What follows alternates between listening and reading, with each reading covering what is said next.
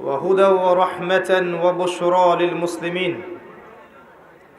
وقال رسول الله صلى الله عليه وسلم: خيركم من تعلم القرآن وعلمه. وقال عليه السلام: القرآن حجة لك أو عليك. وقال عليه السلام: إن الله يرفع بهذا الكتاب أقواما ويضع به الآخرين. رواه مسلم. رب اشرح لي صدري ويسر لي أمري واحلل عقدة من لساني يفقه قولي. اللهم فقهنا في الدين وعلمنا التأويل. رب اجعلنا منهم الذين آمنوا وعملوا الصالحات وتواصوا بالحق وتواصوا بالصبر. آمين يا رب العالمين.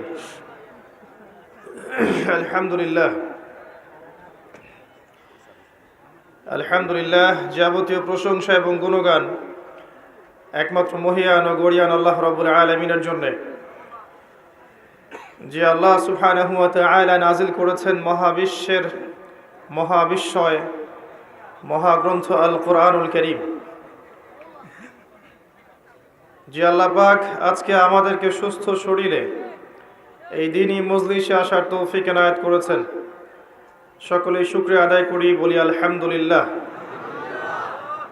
অগণিত অসংখ্য দরুদ এবং সালাত বর্ষিত হোক মহান আল্লাহ প্রেরিত সর্বশেষ নবী এবং চূড়ান্ত নবী, মানবতার মুক্তির দূত মুহাম্মদুর রাসূলুল্লাহ সাল্লাল্লাহু আলাইহি ওয়াসাল্লামের প্রতি। আমরা দরুদ শরীফ পড়ি, আল্লাহুম্মা সাল্লি আলা মুহাম্মদ ওয়া আলা আলি মুহাম্মদ কামা সাল্লাইতা আলা ইব্রাহিম وعلى آل إبراهيم إنك حميد مجيد. اللهم بارك على محمد وعلى آل محمد كما باركت على إبراهيم وعلى آل إبراهيم إنك حميد مجيد. সম্মানিত উপস্থিতি, কেমন আছেন আপনারা? আলহামদুলিল্লাহ আলা কুল্লি হাল ওয়া ফি কুল্লি মাকান। আল্লাহ রাব্বুল আলামিন অত্র মাহফিল যারা আয়োজন করেছেন, যারা মেধা অর্থ শ্রম দিয়েছেন, বুদ্ধি পরামর্শ দিয়েছেন, সার্বিক সহযোগিতা করেছেন, একই সাথে যারা উপস্থিত হয়েছেন, সবাইকে দুনিয়া এবং আখিরাতে জাযায়ে খায়ের দান করুন, আমিন। আল্লাহ পাক এই ছোট্ট ছোট্ট কাজগুলোর ওসিলায় পরকালে আমাদেরকে পুলসিরাত পার করিয়ে দিন, আমিন।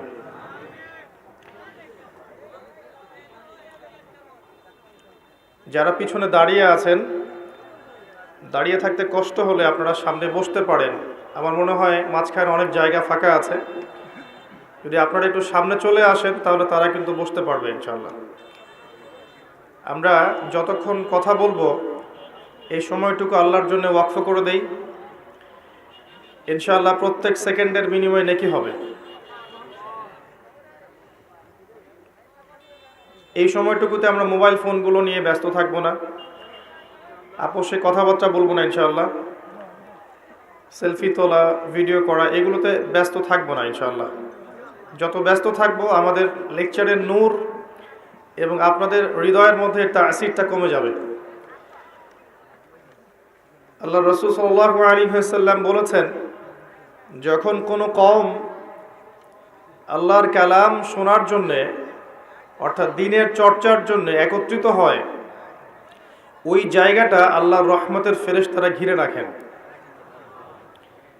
এবং তাদের উপরে আল্লাহর পক্ষ থেকে আল্লাহর সাকিনা বা প্রশান্তি নাজিল হতে থাকে। একই সাথে আল্লাহ রাব্বুল আলামিনের কাছে যে ফেরেশতারা আছেন, তাদের কাছে আল্লাহ পাক এই বান্দাদেরকে নিয়ে গর্ব করতে থাকেন। বলেন সুবহানাল্লাহ। আল্লাহ পাক আমাদেরকে নিয়ে এখন গর্ব করছেন, কোনো সন্দেহ নাই। একটা হাদিসে পেয়েছিলাম, বান্দা যখন মনে মনে আল্লাহকে ডাকে, আল্লাহ মনে মনে ওই বান্দাকে স্মরণ করেন। আপনি রাতে শুয়ে আছেন, মনের মধ্যে অনেক কথা, হয়তো অনেক দোয়া আছে, চাওয়া পাওয়া আছে, কষ্ট যন্ত্রণা আছে, আপনি মনে মনে আল্লাহকে ডাকছেন। ডাকতে ডাকতে আপনার চোখ দিয়ে পানি বের হয়ে গেল, আপনি বুঝে নিয়েন ঠিক ওই মুহূর্তে আল্লাহ আপনাকে স্মরণ করেছে, এবং আল্লাহ আমাদের খুব কাছে আছে। ওয়াইদা সাআলাকা ইবাদি আন্নী ফাইন্নী করিব, হে নবী বলে দাও, তোমাকে যখন আমার বান্দারা আমার সম্পর্কে জিজ্ঞেস করে বলে দাও যে আমি খুব কাছে আছি। উজিবু দাওয়াতাদ দাঈ ইযা দাআন, দোয়াকারী যখন আমাকে ডাকে আমি তার দোয়া শুনি। আল্লাহ আমাদের খুব কাছে আছে। কত কাছে? যদি আপনি মনে মনে আল্লাহকে স্মরণ করেন, আল্লাহও মনে মনে আপনাকে স্মরণ করবে। যদি আপনি একটা সমাবেশের মধ্যে আল্লাহকে স্মরণ করেন, আল্লাহ এর চেয়ে উত্তম সমাবেশে আমাদের কথা স্মরণ করবেন। আল্লাহ পাক এত কাছে আছেন যে প্রত্যেক রাতের শেষ অংশে আল্লাহ পাক প্রথম আকাশে নেমে আসেন। আল্লাহর নেমে আসাটা কেমন সেটা আমরা ব্যাখ্যা করতে পারবো না। এটা ব্যাখ্যা করার জ্ঞান যোগ্যতা কোনোটাই আমাদের নেই। আল্লাহর রহমত নিকটবর্তী হয়। গরম পানি বেশি গরম।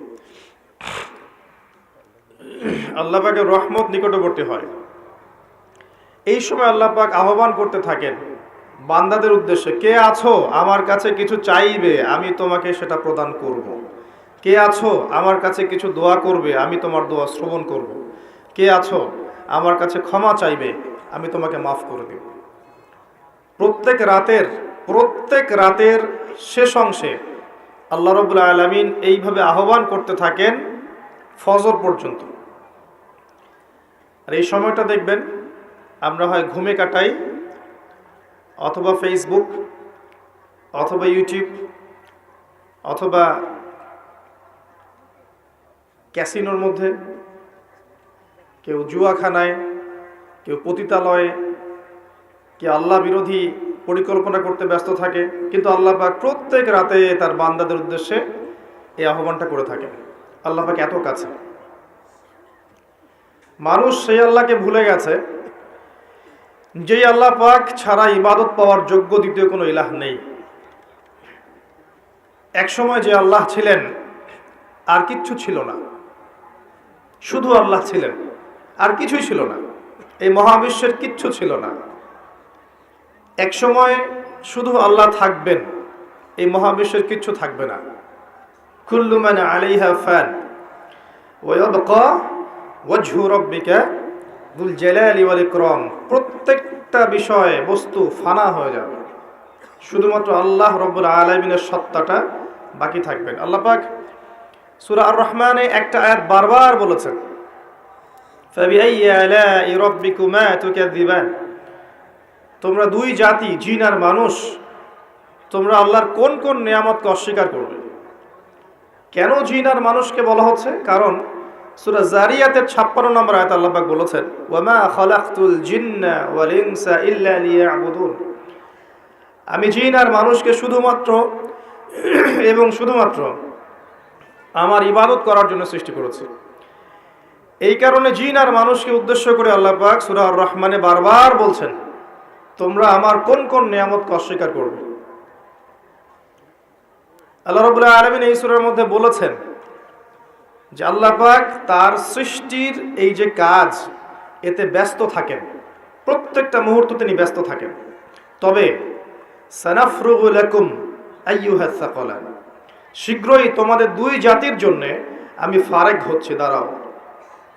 তোমাদের বোঝাপড়ার জন্য শীঘ্রই আমি ফারেক হচ্ছি, থামো। সানাফরুগু লাকুম আইয়ুহাস সাকালান। এই আয়াতটা এই সূরার মধ্যে একটা ভয়ঙ্কর আয়াত। আল্লাহ পাক জিন আর মানুষকে বলছেন, আমি বিজি আমার কাজে, কিন্তু তোমাদের জন্য আমি শীঘ্রই ফারেক হব। কিয়ামত ঘটানোর পরে তোমাদের হিসেব নিকেশের জন্য আমি শীঘ্রই নিজেকে ফারেক করছি, ওয়েট করতে থাকো, জাস্ট ওয়েট এন্ড সি। মানুষ সে আল্লাহকে ভুলে গেছে যে আল্লাহ রাব্বুল আলামিন এখন জানেন যে আপনি কতদিন বাঁচবেন, জীবনে কি করবেন, কোন দিন আপনি কোন কোন বেলায় কি কি খাবার খাবেন, কোথায় কোথায় আপনি কি কি পাপ করবেন এবং কোথায় কোথায় আপনি কি কি পুণ্য করবেন, আল্লাহ পাক এখনই জানেন। আল্লাহ পাক জানেন আমাদের মধ্যে এখানে বসে থাকা প্রত্যেকটা মানুষ কে কোথায় কিভাবে মারা যাবে, কার জীবনে কি আছে, কার পরকালে কি আছে। আমাদের এখানকার মানুষদের মধ্যে কে কবরের প্রশ্নের উত্তর দিতে পারবে, কে পারবে না, আল্লাহ এখনই জানেন। আল্লাহ পাক এখনই জানেন, এই মুহূর্তেই জানেন যে আমাদের মধ্যে কয়জন মানুষ এখানকার মধ্যে জান্নাতে যাবে। আর জান্নাতে যাওয়ার কোটি কোটি বছর পরে ওই বান্দারা কি কি নিয়ামত ভোগ করবে আল্লাহ পাক এখনই রাইট নাও সেটা জানেন।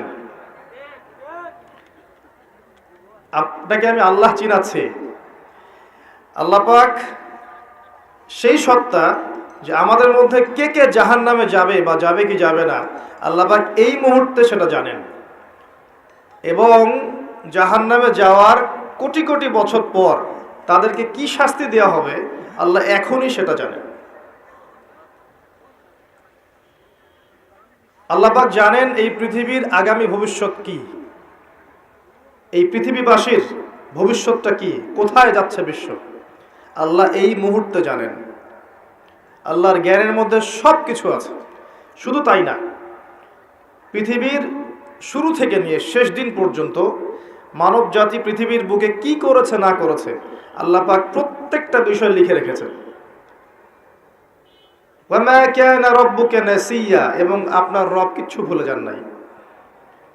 পৃথিবীতে কোথায় কে কোন জুলুম করেছে, কে কোথায় জেনা করেছে, কে কোথায় মদ খেয়েছে, কে কোথায় নামাজ পড়ে নাই, কে কোথায় শিরক করেছে, কে কোথায় বেদাত করেছে, কে কোথায় সুদ খেয়েছে, কে কোথায় মানুষকে হত্যা করেছে, কোন জালেম কোথায় কোথায় মাজলুমদের উপর অত্যাচার করেছে, আল্লাহ পাক সব লিখে রেখেছেন। এটা হচ্ছে আমাদের রব। পৃথিবীতে আমরা যখন ছিলাম না, আল্লাহ রাব্বুল আলামিন আমাদেরকে রুহের জগতে রেখেছিলেন, আলমে আরওয়াহ বা রুহের জগতে। সেখানে আমাদের আত্মাগুলো ছিল। এই আত্মাগুলোকে একত্রিত করে আল্লাহ পাক জিজ্ঞাসা করেছিলেন, আলাস্তু বিরব্বিকুম, আমি কি তোমাদের রব নই? সবাই আমরা বলেছিলাম, আমরা যারা আছি এখন, জীবিত মৃত ভবিষ্যতে আসবে, আমরা সবাই এক বাক্যে বলেছিলাম, বালা, অবশ্যই আপনি আমাদের রব। আমাদের মনে পড়ে? মনে পড়ে না। এই কথাটা মনে করিয়ে দেওয়ার জন্যেই আল্লাহ পাক প্রত্যেক যুগে যুগে অসংখ্য নবী রসুল পাঠিয়েছেন, আসমানি কিতাব পাঠিয়েছেন, যাতে করে ওই কথাটা মনে করিয়ে দেওয়া যায়। কথা বুঝতে পারছেন? আলাস্তু বিরব্বিকুম, আমরা বলেছিলাম বেলা, অবশ্যই আপনি আমার রব। সেখান থেকে আমাদের এই যে মাটির দেহ, এর মধ্যে রূহ দেয়া হলো। মাটির দেহটা কিন্তু আপনি না, ওই রূহটা হচ্ছেন আপনি। কারণ আপনার দেহটা পচে যাবে, আপনার আমার দেহের সৌন্দর্য থাকবে, বয়স থাকবে, পচে যাবে, নষ্ট হয়ে যাবে। আপনার রূহ এটা কিন্তু মরবে না। ওই রূহের জগৎ থেকে রূহটা পাঠানো হয়েছে মায়ের গর্ভে। মায়ের গর্ভ থেকে এই যে দুনিয়ার জীবনে, দুনিয়ার জীবন থেকে হয় ইল্লিনে যাবে, না হলে সিজ্জিনে। তারপরে আবার রূহটাকে দেহে ফেরত দেওয়া হবে কিয়ামতের দিন। ওই রূহওয়ালা বডিটার হিসেব হবে এবং সে আত্মা হয়ে যাবে জান্নাতে, না হলে জাহান্নামে। আত্মা কি মরল? আত্মা একটা ভ্রমণ চক্র পার করলো।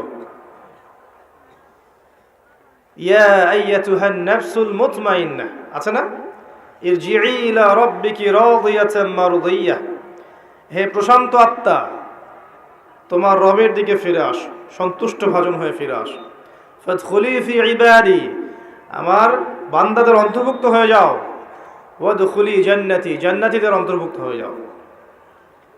এই রূহ আর আত্মা এর ব্যাখ্যা কি সায়েন্স করতে পারবে?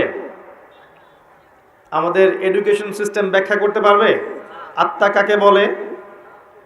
ফিলোসফি সাবজেক্টের মধ্যে রূহ নিয়ে প্রচুর বই আছে, কেউ আজ পর্যন্ত কোনো কনক্লুশন বা উপসংহারে যেতে পারে নাই যে আসলেই জিনিসটা কি। এমনকি নবী সাল্লাল্লাহু আলাইহি ওয়াসাল্লামকে 3টা প্রশ্ন করা হয়েছিল, আসহাবুল কাহাফের কি হয়েছে, জুলকারনাইন বাদশার কি হয়েছে, আত্মা কাকে বলে। ইহুদিরা এই 3টা প্রশ্ন শিখিয়ে দিয়েছিল না, মনে আছে? ওই 3টা প্রশ্নের উত্তর দেয়ার ঘটনা দিয়েই তো সূরা কাহফ নাজিল হলো। এখানে আল্লাহ পাক রূহের সংজ্ঞা দিয়েছিলেন, সূরাতুল বনী ইসরাঈলের মধ্যে আছে, ইয়াসআলুনাকা আনির রূহ, তারা তোমাকে আত্মা সম্পর্কে জিজ্ঞেস করে। কুলির রূহু মিন আমরি রাব্বি, বলে দাও আত্মা হচ্ছে তোমার রবের একটা আদেশ মাত্র। আল্লাহর আদেশে এসেছে, আল্লাহর আদেশে চলে যাবে। কেউ দেখতে পারবে? পারবে না। সায়েন্স ব্যাখ্যা করতে পারবে? যুক্তি দর্শনের ব্যাখ্যা করতে পারবে? সায়েন্স কি স্বপ্নের ব্যাখ্যা দিতে পেরেছে এখন পর্যন্ত? স্বপ্ন কেন দেখে? একটা স্বপ্ন দেখলাম মনে করেন, এবং স্বপ্নটা সত্য হয়ে গেল, এর ব্যাখ্যা দিতে পারবে? কেন সত্য হলো? স্বপ্ন সত্য হয় না। এখন এক শ্রেণীর মানুষ আছে মনে করে স্বপ্ন বলতে কিছুই নাই, স্বপ্ন সত্য হতে পারে না, এবং স্বপ্ন নিয়ে কিন্তু ঠাট্টা মশকরা করে। কিন্তু দেখবেন মুমিন বান্দাদের স্বপ্ন সত্য হয়। ভালো স্বপ্ন আল্লাহর পক্ষ থেকে দেখানো হয়, সত্য হতে পারে। কোন কোন ক্ষেত্রে কাফেরের স্বপ্নও সত্য হতে পারে। এটা আবার কোথায় পেলেন? দলিল দিচ্ছি, সূরা ইউসুফ খোলেন। ইউসুফ আলাইহিস সালাম জেলখানায় আছেন, দুইজন কয়েদি, দুজনে অমুসলিম, এসে বলছেন আমি স্বপ্ন দেখেছি যে আমি মনিবকে কিছু পান করাচ্ছি, এবং আমি স্বপ্ন দেখেছি আমার মাথায় রুটি আছে, এখান থেকে কাক বা চিল এটা খেয়ে নিচ্ছে। ইউসুফ আলাইহিস সালাম বললেন, যার মাথা থেকে রুটি খেয়ে নেওয়া হচ্ছে একে শীঘ্রই শুলদণ্ড দেয়া হবে। তাই হলো। আর যে পান করাচ্ছে একে মুক্ত করে দেওয়া হবে। ওই দুই ব্যক্তি কি মুসলিম ছিলেন? সত্য স্বপ্ন দেখেছেন আল্লাহর পক্ষ থেকে। নবুয়তের 46 ভাগের 1 ভাগ কিন্তু সত্য স্বপ্ন। তো শেষ জামানায় মুমিনরা বেশি বেশি সত্য স্বপ্ন দেখতে পারে, এবং এগুলো ফলতেও পারে। যদি প্রসঙ্গটা এসেই গেছে বলে দিচ্ছি আপনার কাছে, বেশিরভাগ স্বপ্নই অহেতুক চিন্তাবশত মানুষ দেখে থাকে। আর এক প্রকার স্বপ্ন মানুষ শয়তানের পক্ষ থেকে দেখে। আর এক প্রকার স্বপ্ন আছে যেটা আল্লাহর পক্ষ থেকে মানুষকে দেখানো হয়, সত্য স্বপ্ন।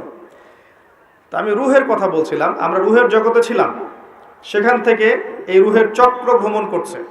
এই ভ্রমণ চক্রের মধ্যে একটা সময় দেখেন আপনি, শুধু মায়ের গর্ভ থেকে নিয়ে এই যে পৃথিবীর জীবনটুকু, এটাই হচ্ছে আপনার আমার দুনিয়ার হায়াত। কিন্তু রুহের হায়াত নয়, আপনার আমার দুনিয়ার জীবনের হায়াত, রুহের হায়াত নয়। রুহ সৃষ্টি করা হয়েছে আরো অনেক আগে। আমার কথা বুঝতে পারছেন? আমি সহজ করব ইনশাল্লাহ, আমাকে সহজ করতে বলা হয়েছে। রুহ সৃষ্টি হয়েছে, আল্লাহ সৃষ্টি করেছেন আরো অনেক আগে, সেটাকে পাঠিয়েছেন দুনিয়ায় মায়ের গর্ভে। এই মায়ের গর্ভ থেকে মৃত্যু পর্যন্ত এই 50, 60, 70, 80, 100 বছর জীবনটা, এটা আপনার দুনিয়ার হায়াত। এই দুনিয়ার হায়াতটাকে আল্লাহ বলেছেন শস্য ক্ষেত, কাজের জায়গা, ফলাফল গ্রহণের জায়গা নয়। মনে রাখবেন, এখানে রেজাল্ট পাওয়া যাবে না, এটা পরীক্ষার হল। এখানে রেজাল্ট দেওয়া হবে না, কে ভালো কে মন্দ, কে জয়লাভ করলো কে পরাজিত হলো, কে সত্য কে মিথ্যা, এটা এখানে প্রমাণ সবসময় নাও হতে পারে। এটা রেজাল্ট দেওয়ার জায়গা নয়, রেজাল্ট দেওয়ার জায়গা হচ্ছে পরে কিয়ামতের মাঠে।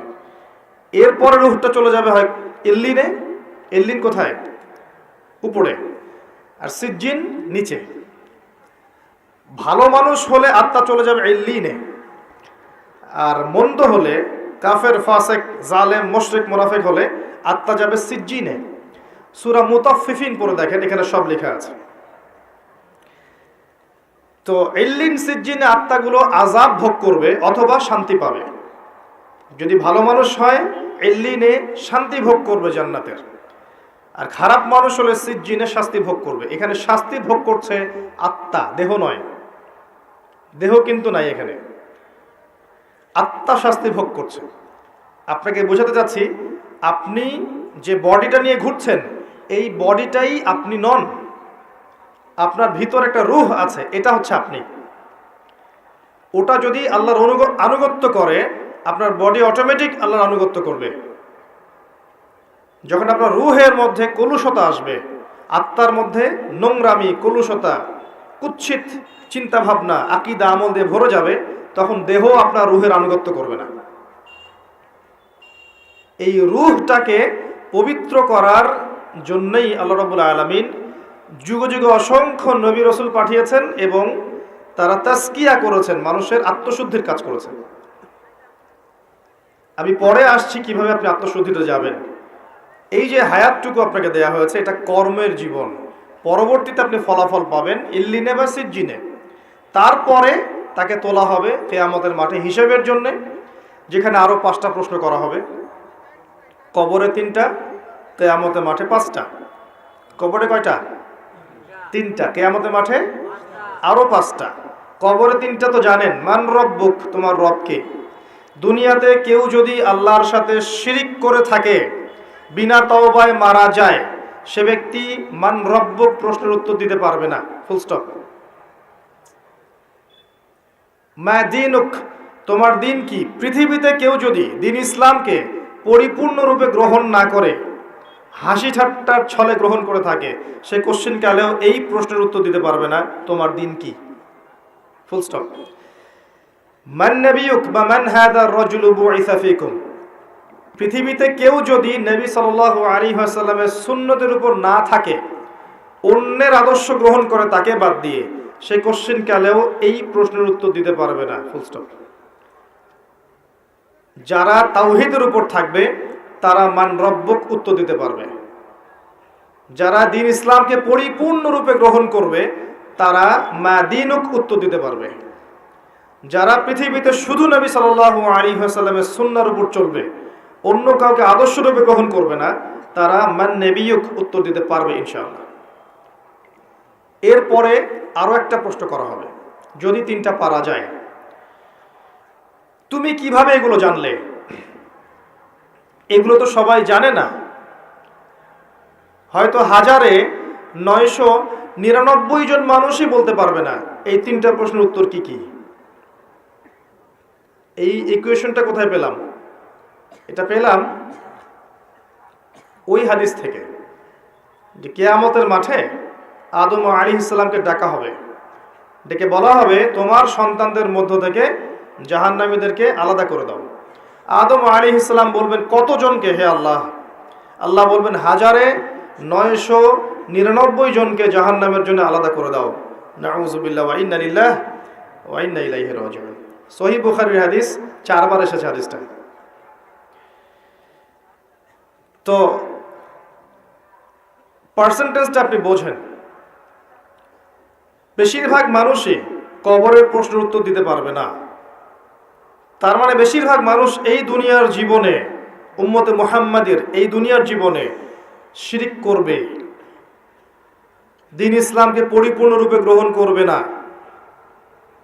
এবং নবীর আদর্শ ছেড়ে অন্য আদর্শ গ্রহণ করবে। এটা হবে এই উম্মতের ক্ষেত্রে, এটা হবে। এই 3টা হচ্ছে আপনার কবরের প্রশ্ন। প্রশ্ন ফাঁস করা আছে, উত্তর সবাই দিতে পারবে না। আমর ইবনে আস রাদিয়াল্লাহু আনহু, বিখ্যাত সাহাবী, যিনি একসময় কাফের ছিলেন, পরে মুসলিম হয়েছেন। খালিদ বিন ওয়ালিদ রাদিয়াল্লাহু আনহুর সাথে খুব ভালো সম্পর্ক ছিল তার। পরবর্তীতে ওমর রাদিয়াল্লাহু আনহুর যুগে তিনি মিশরের গভর্নর হয়েছিলেন। মৃত্যুর সময় তিনি বলছেন যে একটা সময় ছিল যখন আমরা জাহিলিয়াতের মধ্যে ছিলাম, আল্লাহ যদি তখন আমার মওত দিতেন তাহলে জাহান্নাম ছাড়া কোনো গতি ছিল না। এরপর আমি ইসলামের মধ্যে আসলাম এবং ভালো আমল করতে থাকলাম।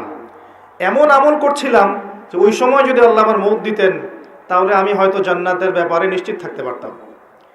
এরপরে আসলো কিছু কিছু ফিতনা, এখন আমি সেই ফিতনার যুগে মারা যাচ্ছি, আমি জানি না আমার সাথে কি হবে। বিখ্যাত সাহাবী আমর ইবনে আস রাদিয়াল্লাহু আনহুর কথা এটা। তিনি তখন বললেন, আমার মৃত্যুর পরে তোমরা আমার কবরের পাশে বসে থেকো, তাড়াতাড়ি চলে যেও না। আমার কবরের পাশে বসে থেকো, তাড়াতাড়ি চলে যেও না। একটা উট জবাই করে গোশতগুলো বন্টন করতে যত সময় লাগে, এতটুকু সময় তোমরা বসে থেকো, যাতে আমি প্রশ্ন উত্তরের প্রিপারেশন নিতে পারি। বিখ্যাত সাহাবীর উক্তি। উসমান রাদিয়াল্লাহু তাআলা আনহু জান্নাত জাহান্নামের বর্ণনা শুনে কাঁদতেন না। যখন কবরের কথা আলোচনা হতো কবরস্থানে যেতেন, দরদর করে কাঁদতে থাকতেন। এরপর একটা সভ্যতা আসলো, আধুনিক সভ্যতা, যে সভ্যতা কবরস্থানকে লোকালিটি থেকে অনেক দূরে সরিয়ে দিল। সমাজ একটা, গ্রাম একটা, কবরস্থান অনেক দূরে। মানুষ মারা গেলে তাকে দূরে কবর দিতে যেতে হয়, তাই না? আর ওই যুগে এমন ছিল, কবরস্থান ছিল মসজিদের পাশে। এখনো দেখবেন নববী, মসজিদ নববীর পিছনে আছে না বাকিউল গারকাত, সাহাবীদের কবর। কারণ ছিল, যখন মানুষ এটা অতিক্রম করবে প্রতিদিন নামাজ পড়তে যাওয়ার সময় 5 বার করে, তার মধ্যে পরকালের ফিকির হবে, কবরের কথা চিন্তা থাকবে, কান্না আসবে, দুনিয়ার জীবন এর তুচ্ছতা সম্পর্কে আমাদের ধারণা আসবে। একটা দাজ্জালীয় সভ্যতা যখন আসলো, এই সভ্যতা কবরস্থানকে আস্তে আস্তে দূরে সরিয়ে দিল। এখন বছরে একটা দিনও আপনারা কবরস্থানে যান কিনা সন্দেহ আছে। তাই মৌতের কথা মানুষের স্মরণ হয় না। আর তারা চায় যে আমরা মৃত্যুকে ভুলে যাই, তারা চায় যে আমরা মৌতকে ভুলে যাই, দুনিয়ার ভোগ বিলাস নিয়ে ব্যস্ত থাকি। এতে করে ওদের উদ্দেশ্য সফল হবে এবং আমাদেরকে ডমিনেট করা ওদের জন্য সহজ হবে। এই যুগে যা যা হচ্ছে, এগুলো কোনোটাই এমনি এমনি হয়নি। প্রত্যেকটা ঘটনার পিছনে কোনো না কোনো বিষয় আছে। এটা বুঝতে হলে আপনার নূর লাগবে। আমি বারবার একটা কথা বলেছিলাম, নূর লাগবে।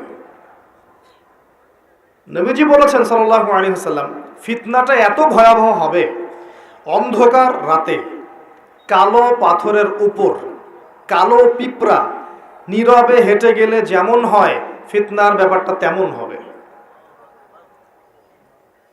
এত ডিফিকাল্ট। এখন আপনার পিএইচডি করার প্রয়োজন নাই যে এই ফিতনা চিনতে হলে আপনার কি লাগবে। কি লাগবে বলেন? আলো, নূর। আলো থাকলে আপনি দেখতে পাচ্ছেন, এই তো।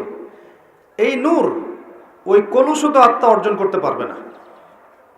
দুনিয়া পূজারী আত্মা দুনিয়াতে এসে দুনিয়া নিয়ে ব্যস্ত হয়ে আছে, দুনিয়া পূজারী, দুনিয়ার টাকা পয়সা, ব্যাংক ব্যালেন্স, বাড়ি গাড়ি, ভোগবিলাস, জেনা, মদ, পর্নোগ্রাফি, সুদখোর, ঘুষখোর, দুর্নীতিবাজ, জুলুমবাজ, এদের হৃদয়ের মধ্যে ওই নূর কখনো আসবে না। হৃদয়ে যদি এগুলো থেকে পবিত্র হতে পারে, তবে নিয়ে এর মধ্যে নূর আসতে পারে। হৃদয়কে এগুলো থেকে পবিত্র করার পর মনের মধ্যে যে হিংসাগুলো আছে, গীবত, তোহমত, সমালোচনা, অহংকার, এগুলো সংস্কৃতিগুলো আছে, এগুলো ত্যাগ করার পরে যখন মানুষ কোরআন ধরবে, হাদিস পড়বে, নামাজি হবে, তাহাজ্জুদ গোজার হবে, সুন্নার পাবন্দ হবে, হালাল খাবে, আদর্শ পরিবার গড়বে, ইসলামিক সমাজ গড়বে, আত্মশুদ্ধি অর্জন করবে, বেশি বেশি তেলাওয়াত করবে, জিকির আজগার করবে, আল্লাহকে ডাকবে, আল্লাহর ধ্যান করবে, আল্লাহর জিকির করবে, তাসবিহ তাহলিল করবে, মৌতকে স্মরণ করবে, পরকালকে স্মরণ করবে, প্রত্যেকটা কাজ আল্লাহকে সন্তুষ্ট করার জন্য করবে, তখন দেখবেন এই কলবগুলোর মধ্যে কি আসবে? আল্লাহর নূর আসবে ইনশাআল্লাহ। তখন সে ফিতনা রিকগনাইজ করতে পারবে, চিনতে পারবে ইনশাআল্লাহ। তো এই রূহটা যদি নূর দিয়ে আলোকিত করতে না পারি, পরকালে কবরেও নূর পাবো না, হাসরের মাঠেও কখনো নূর আসবে না। একটা আয়াত বলছি, সূরা হাদীদে আল্লাহ পাক বলেছেন, ইয়াউমা তারাল মুমিনিনা ওয়াল মুমিনাত ইয়াসআ নূরুহুম বাইনা আইদিহিম ওয়া বিআইমানিহিম। হে নবী, কিয়ামতের মাঠে আপনি দেখবেন মুমিন পুরুষ, মুমিন নারীদের জন্য তাদের সামনে এবং ডান দিকে আল্লাহর পক্ষ থেকে আলো এবং নূর থাকবে। মুনাফিকরা বলবে যে আমাদেরকে নাকতাবিস মিন নূরিকুম, তোমাদের নূর থেকে কিছু আমাদেরকে দাও, আমরা তো পার হতে পারছি না পুলসিরাত। ওদেরকে বলা হবে কিলা রুজিউ ওয়ারাকুম ফালতামিসু নূরা, ফিরে যাও, পিছনে পিছনে ফিরে যাও। দুনিয়ার জীবন তোমাদেরকে প্রতারিত করেছিল, আজকে তোমাদের জন্য কোনো নূর নাই। আল্লাহ যাকে নূর দিবে না, ফামা লাহু মিন নূর, তার কোনো নূর থাকবে না। নূর নিয়ে এতগুলো কথা এই জন্য বলছি, আমি পরে আসছি টপিকে। এই যুগে যদি আপনি চলতে চান, ফিতনাগুলো চিনে আল্লাহর পথে চলতে চান, এগুলো থেকে দূরে থাকতে চান, আল্লাহর আনুগত্য করতে চান, রাসূলের আনুগত্য করতে চান, পরিস্থিতি বুঝে এগোতে চান, আপনার বাহ্যিক চোখ যথেষ্ট না, আপনার নূর দরকার কলবের মধ্যে। বাহ্যিক চোখ দিয়ে আপনি সব বুঝতে পারবেন না। বাহ্যিক চোখ দিয়ে আপনি দেখবেন বিশ্ব এগিয়ে যাচ্ছে, আর আল্লাহর নূর দিয়ে দেখলে আপনি বুঝতে পারবেন বিশ্ব এগিয়ে যাচ্ছে ঠিকই, তবে এটা তার ধ্বংসের দিকে এগিয়ে যাচ্ছে। দৃষ্টিভঙ্গির বিশাল পার্থক্য দেখবেন আপনি। তো এই যে সময়টা আল্লাহ দিয়েছেন, এই সময়টুকুতে যদি আমরা তাওহীদে থাকি, সুন্নতে থাকি, দিন পরিপূর্ণরূপে পালন করি, কবরের 3টা প্রশ্নের উত্তর দিতে পারবেন ইনশাআল্লাহ। এরপরে আপনাকে রাখা হবে ইল্লিনে, যেখানে আপনি জান্নাতের নিয়ামত ভোগ করবেন। আল্লাহর পরে যারা শহীদ, তাদের ব্যাপারে এসেছে যে তোমরা আল্লাহর পথের শহীদদেরকে নিহত বলো না, মৃত বলো না। তাদেরকে আল্লাহর পক্ষ থেকে রিজিক প্রদান করা হয়। জাফর ইবনে আবি তালিব রাদিয়াল্লাহু আনহু, যিনি মুতার যুদ্ধে শহীদ হয়েছিলেন, তার 2টা হাত কেটে গিয়েছিল। নবী সাল্লাল্লাহু আলাইহি ওয়াসাল্লাম কান্নাকাটি করেছিলেন তার ইন্তেকালের সংবাদ শুনে, কিন্তু একটু পরে মুচকি হেসেছেন। তাকে জিজ্ঞেস করা হলো, কি জন্য আপনি হাসলেন ইয়া রাসূলুল্লাহ? তিনি বললেন, আমি দেখলাম যে জাফর রাদিয়াল্লাহু আনহুকে আল্লাহ এই কাটা 2 হাতের বিনিময়ে জান্নাতে 2টা সবুজ পাখা দিয়েছে। এটা দিয়ে সে জান্নাতে ঘুরে বেড়াচ্ছে এবং ফল খাচ্ছে। তার মানে ইল্লিনে আপনি আপনার কর্মফল ভোগ করবেন, আপনার আত্মা ভালো ফল ভোগ করবে। আর যদি দুনিয়ার কর্মজীবনে খারাপ কাজ করে থাকে, শিরিক করেছে, বেদাত করেছে, হারাম খেয়েছে, সুদ খেয়েছে, ঘুষ খেয়েছে, জেনা করেছে, দুর্নীতি করেছে, জুলুম করেছে অন্যের উপরে, এমন কোনো পাপ নাই দুনিয়াতে করে নাই, এর আত্মা ইল্লিনে যাবে না, সিজ্জিনে যাবে। সিজ্জিন, ওয়ামা আদরাকা মা সিজ্জিন। আল্লাহ বলেছেন, তোমরা কি জানো সিজ্জিন কি? কিতাবুম মারকুম, আল্লাহর কাছে লিখিত কিতাব। এখানে আত্মাদেরকে শাস্তি দেওয়া হবে। এই যে বারজাখের জীবনের শাস্তি নবীজি দেখে এসেছেন মেরাজের রাতে। সুদখোরদের মাথা ফাটিয়ে দেওয়া হচ্ছে, রক্তের নদীতে ফেলে মাথা ফাটিয়ে দেওয়া হচ্ছে, এতিমের মাল আত্মসাৎকারীরা জ্বলন্ত অঙ্গার গিলে খাচ্ছে, ব্যভিচারকারীদেরকে এই যে পচা গোশত খেতে দেওয়া হচ্ছে, মহিলা জেনাকারদেরকে এই যে বুকের মধ্যে হুক লাগিয়ে ঝুলিয়ে রাখা হয়েছে। এই যে শাস্তিগুলো তিনি দেখে এসেছেন, এগুলো কিন্তু ওই বারজাখের শাস্তি। এটা কিন্তু জাহান্নামের ওই কিয়ামতের মাঠের শাস্তি নয়, কিন্তু বারজাখী জীবনের শাস্তি। দেখেছেন জিহ্বা আগুনের কেচি দিয়ে কেটে দেওয়া হচ্ছে এক শ্রেণীর বক্তার, জানা অনুযায়ী আমল করতো না। এগুলো বারজাখের শাস্তি। তার মানে আত্মার কিন্তু আপনার মৃত্যু হচ্ছে না। এই দুনিয়ার জীবনটাই সব নয়, তাহলে মৃত্যু হয়ে গেলেই সব শেষ হয়ে যাবে না, বরং আপনার আত্মা বাকি থাকবে। আত্মা হয় ইল্লিনে যাবে, না হলে সিজ্জিনে।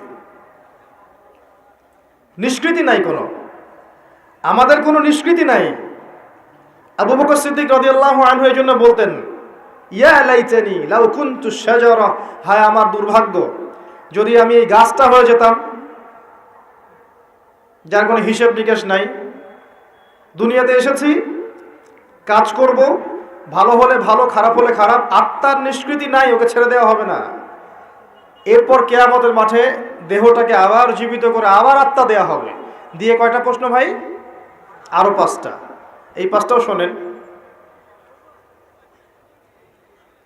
1 নাম্বার, তোমার সারাটা জীবন কোন কাজে ব্যয় করেছো? নাম্বার 1। নবীজি বলেছেন, এই 5টার উত্তর না দেয়া পর্যন্ত কোনো আদম সন্তান 1 স্টেপ সামনে যেতে পারবে না, 1 স্টেপ পিছনে আসতে পারবে না। স্টিল দাঁড়িয়ে থাকতে হবে, খালি পায়ে, নগ্ন শরীরে, গায়ে কাপড় থাকবে না, খালি পা, নগ্ন শরীর। রোদের উত্তাপ তো বুঝতে পারছেন, মানুষের ঘাম টাকনু, হাঁটু, বুক, গলা পর্যন্ত পৌঁছাবে। দাঁড়িয়ে আছে। 5টা প্রশ্ন, তোমার সারা জীবন কোন কাজে ব্যয় করেছো বলো, না হলে 1 স্টেপ আগাতে পারবে না। বলো। 2 নাম্বার প্রশ্ন, স্পেশালি তোমার যৌবন, যুবকদেরকে বলছি, স্পেশালি তোমার যৌবন কোন কাজে ব্যয় করেছো বলো, আগাতে দেওয়া হবে না। না হলে বার্ধক্যে অনেকেরই মওতের ফিকির আসে, এবং সারা জীবন সুদ খেয়ে শেষ বয়সে চিল্লা দিয়ে এসেছে, এমন লোক আছে। সারা জীবন ঘুষ খাইছে, দুর্নীতি করছে, মদ খাইছে, জেনা করছে, জুয়া খেলছে, শেষ বয়সে হজ করে আলহাজ হয়ে গেছে, এমন লোকের অভাব নাই। যৌবনকাল ভাইটাল টাইম। এই সময়টাতে সবাই হেদায়েতের পথে চলতে চায় না।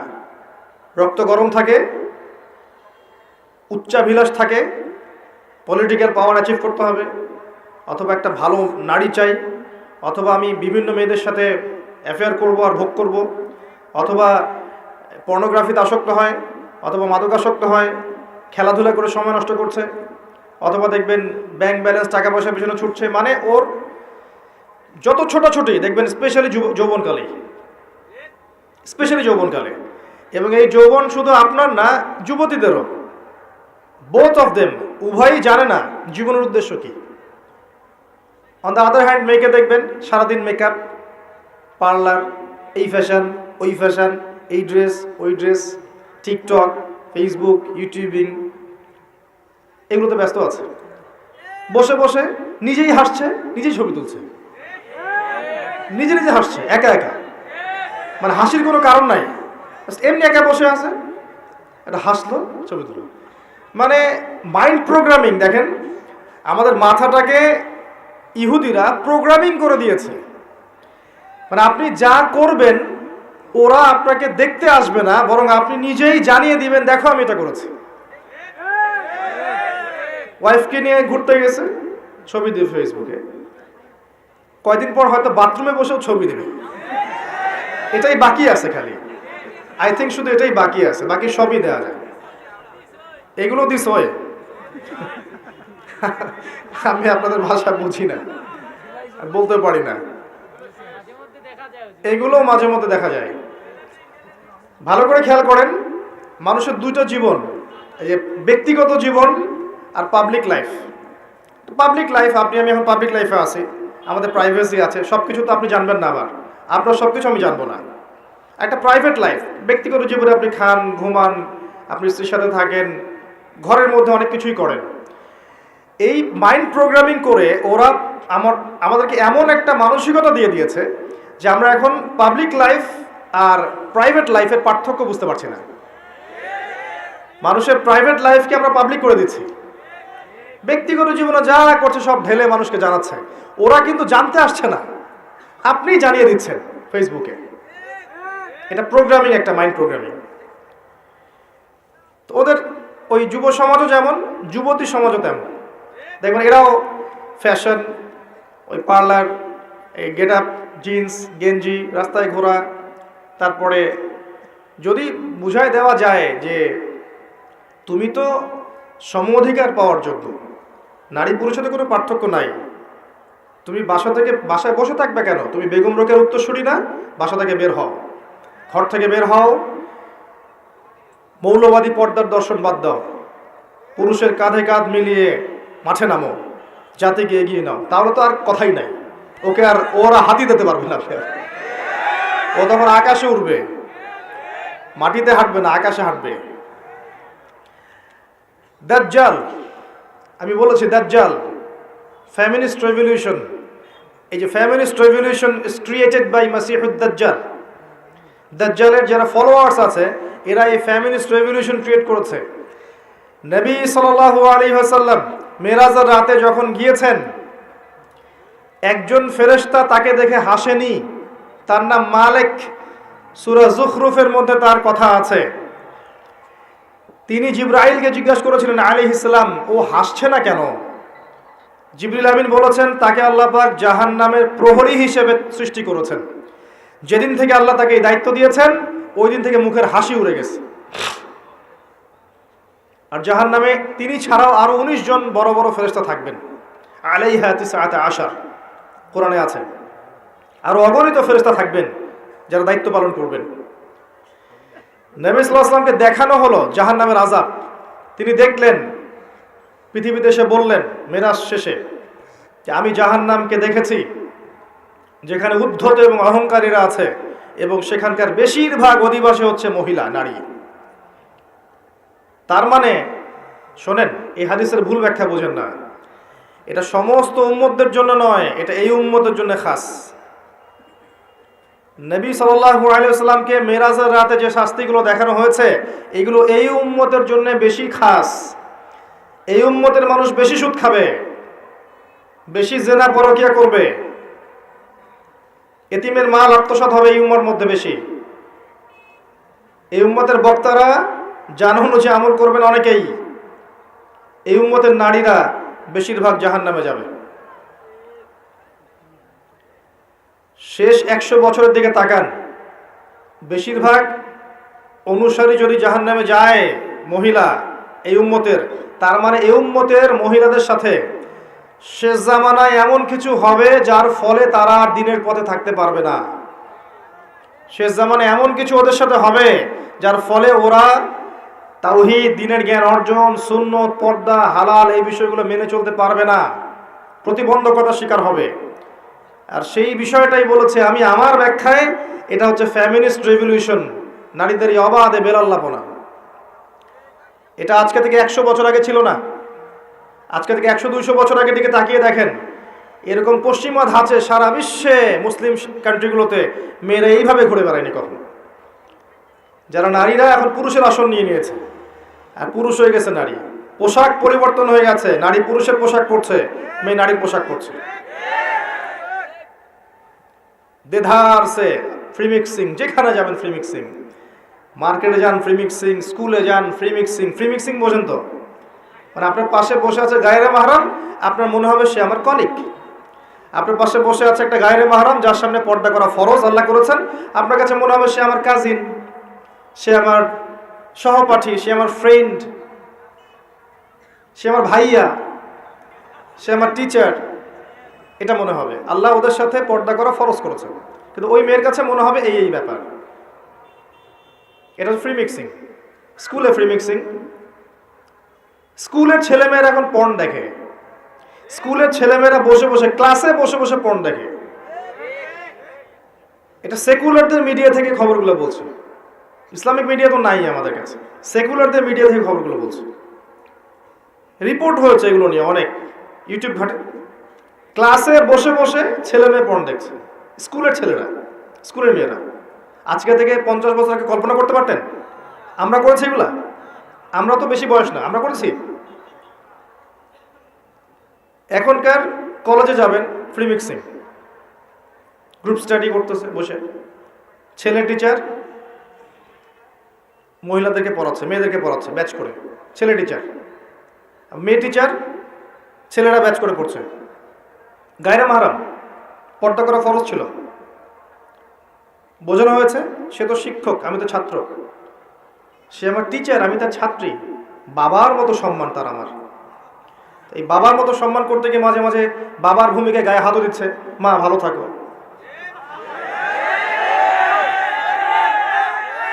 আমি যা বলছি 100% হক কথা বলছি। ইউনিভার্সিটিগুলোর মধ্যে এগুলো হচ্ছে, এবং আমরা ইউনিভার্সিটির সিঁড়ি পেরিয়ে এই চেয়ারে বসেছি, এমনি এমনি বসিনি। এগুলো হচ্ছে। প্রচুর মেয়ে ইজ্জত হারাচ্ছে, প্রচুর মেয়ে। এবং কোনো কোনো ক্ষেত্রে দেখা যায় মহিলা টিচারের সাথে ছেলেদেরও সম্পর্ক হয়ে গেছে, এমন হয়েছে। তাহলে এটা নিশ্চয়ই শিক্ষা ব্যবস্থার উন্নতি, অগ্রগতি, প্রগতি বলতে পারি না আমরা। তাহলে কি শিখালাম আমরা জাতিকে? আমরা আসলে কি শিখছি আর কি শিখাচ্ছি?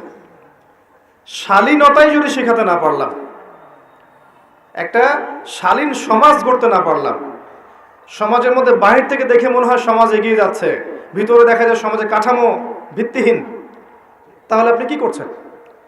একটা জ্ঞান, ইলম শিখতে যাবে মানুষ, ইলম শিখতে গিয়ে যদি এই ঘটনা ঘটে, কি শিখবে আর জাতিকে শিখাবে এটা কি বলেন?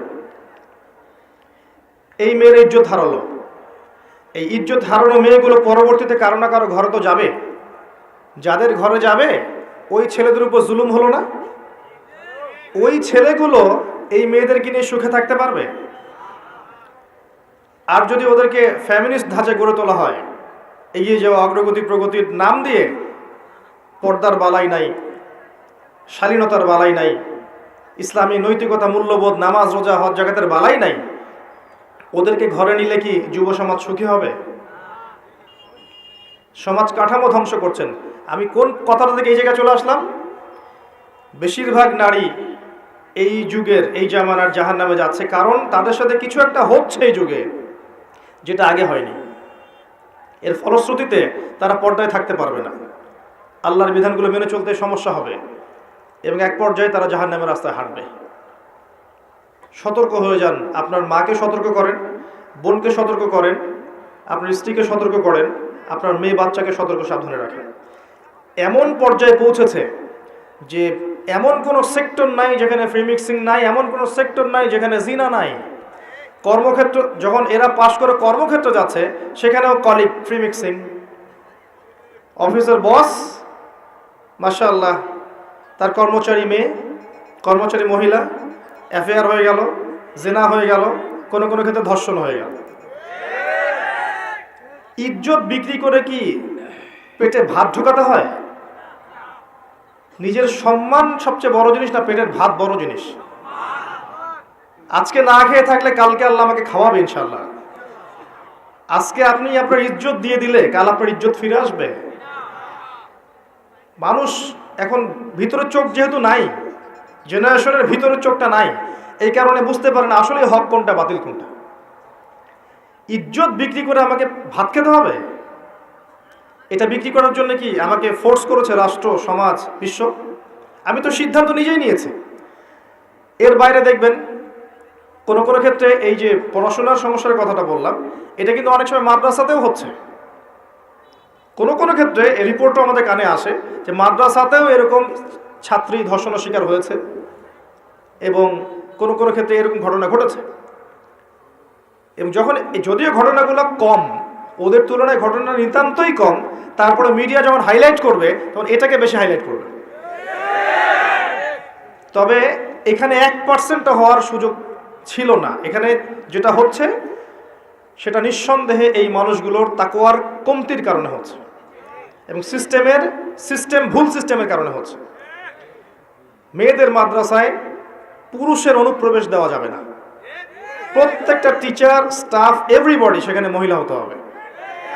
আর ছেলেদের মাদ্রাসায় ওখানে আপনি মেয়ের অ্যাক্সেস দিতে পারবেন না। প্রত্যেকটা টিচার, স্টুডেন্ট সেখানে ছেলে হতে হবে। এই সিস্টেমে যখন স্কুল, কলেজ, মাদ্রাসা চলবে তখন জেনামুক্ত পরিবেশে আমাদের সন্তানরা পড়াশোনা করতে পারবে ইনশাআল্লাহ। পড়াশোনা করতেই যদি জেনা করতে হয় তো ওই জ্ঞান দিয়ে সে কীভাবে জাতিকে এগিয়ে নিবে বলেন তো? এরপরেও গিয়ে কর্মক্ষেত্রে জেনা করছে। আপনি যেখানে যাবেন সেখানে রেভলিউশন। ব্যাংকে যান, মেয়ে বসে আছে, বাজারে যান, মেয়ে বসে আছে, দোকানদারিতে মেয়ে বসে আছে, রাস্তাঘাটে হাঁটবেন, মেয়ে ঘুরে বেড়াচ্ছে সবখানে। আল্লাহ এবং তার রাসূল কখনো বলেননি যে মেয়েরা তাদের অধিকার পাবে না এবং তারা তাদের কর্মক্ষেত্রে স্বতন্ত্র স্বাধীন থাকবে না, এটা কখনো বলা হয়নি। আল্লাহ এবং তার রাসূল এতটুকু বলেছেন তারা তাদের ক্ষেত্রে স্বতন্ত্র স্বাধীন, ফ্রি মিক্সিং চলবে না। ফ্রি মিক্সিং মানে কি নারী পুরুষের অবাধ মেলামেশা চলবে না। তারা তাদের ক্ষেত্রে কাজ করবে, তাদের ক্ষেত্রে পড়াশোনা করবে, তাদের ক্ষেত্রে আর যা যা সেক্টর আছে করবে, সেখানে ছেলের অনুপ্রবেশ থাকবে না এবং সেটা হবে নিরাপত্তার সাথে, পর্দার সাথে। এটা কি আল্লাহর অপরাধ? তার রাসূলের অপরাধ? সমাজ কাঠামো কি আল্লাহ রাসূলের চেয়ে আমি বেশি বুঝি?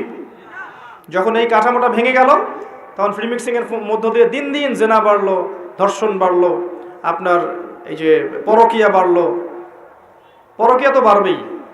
এইগুলোর পরে আবার যখন বাসায় ফিরে যাবে, বাসায় দেখবেন বিভিন্ন টিভি চ্যানেল চলছে যেগুলোর ঘটনাগুলোর সাথে, সিরিয়ালের ঘটনাগুলোর সাথে বাস্তবতার আদৌ কোনো সম্পর্ক নেই।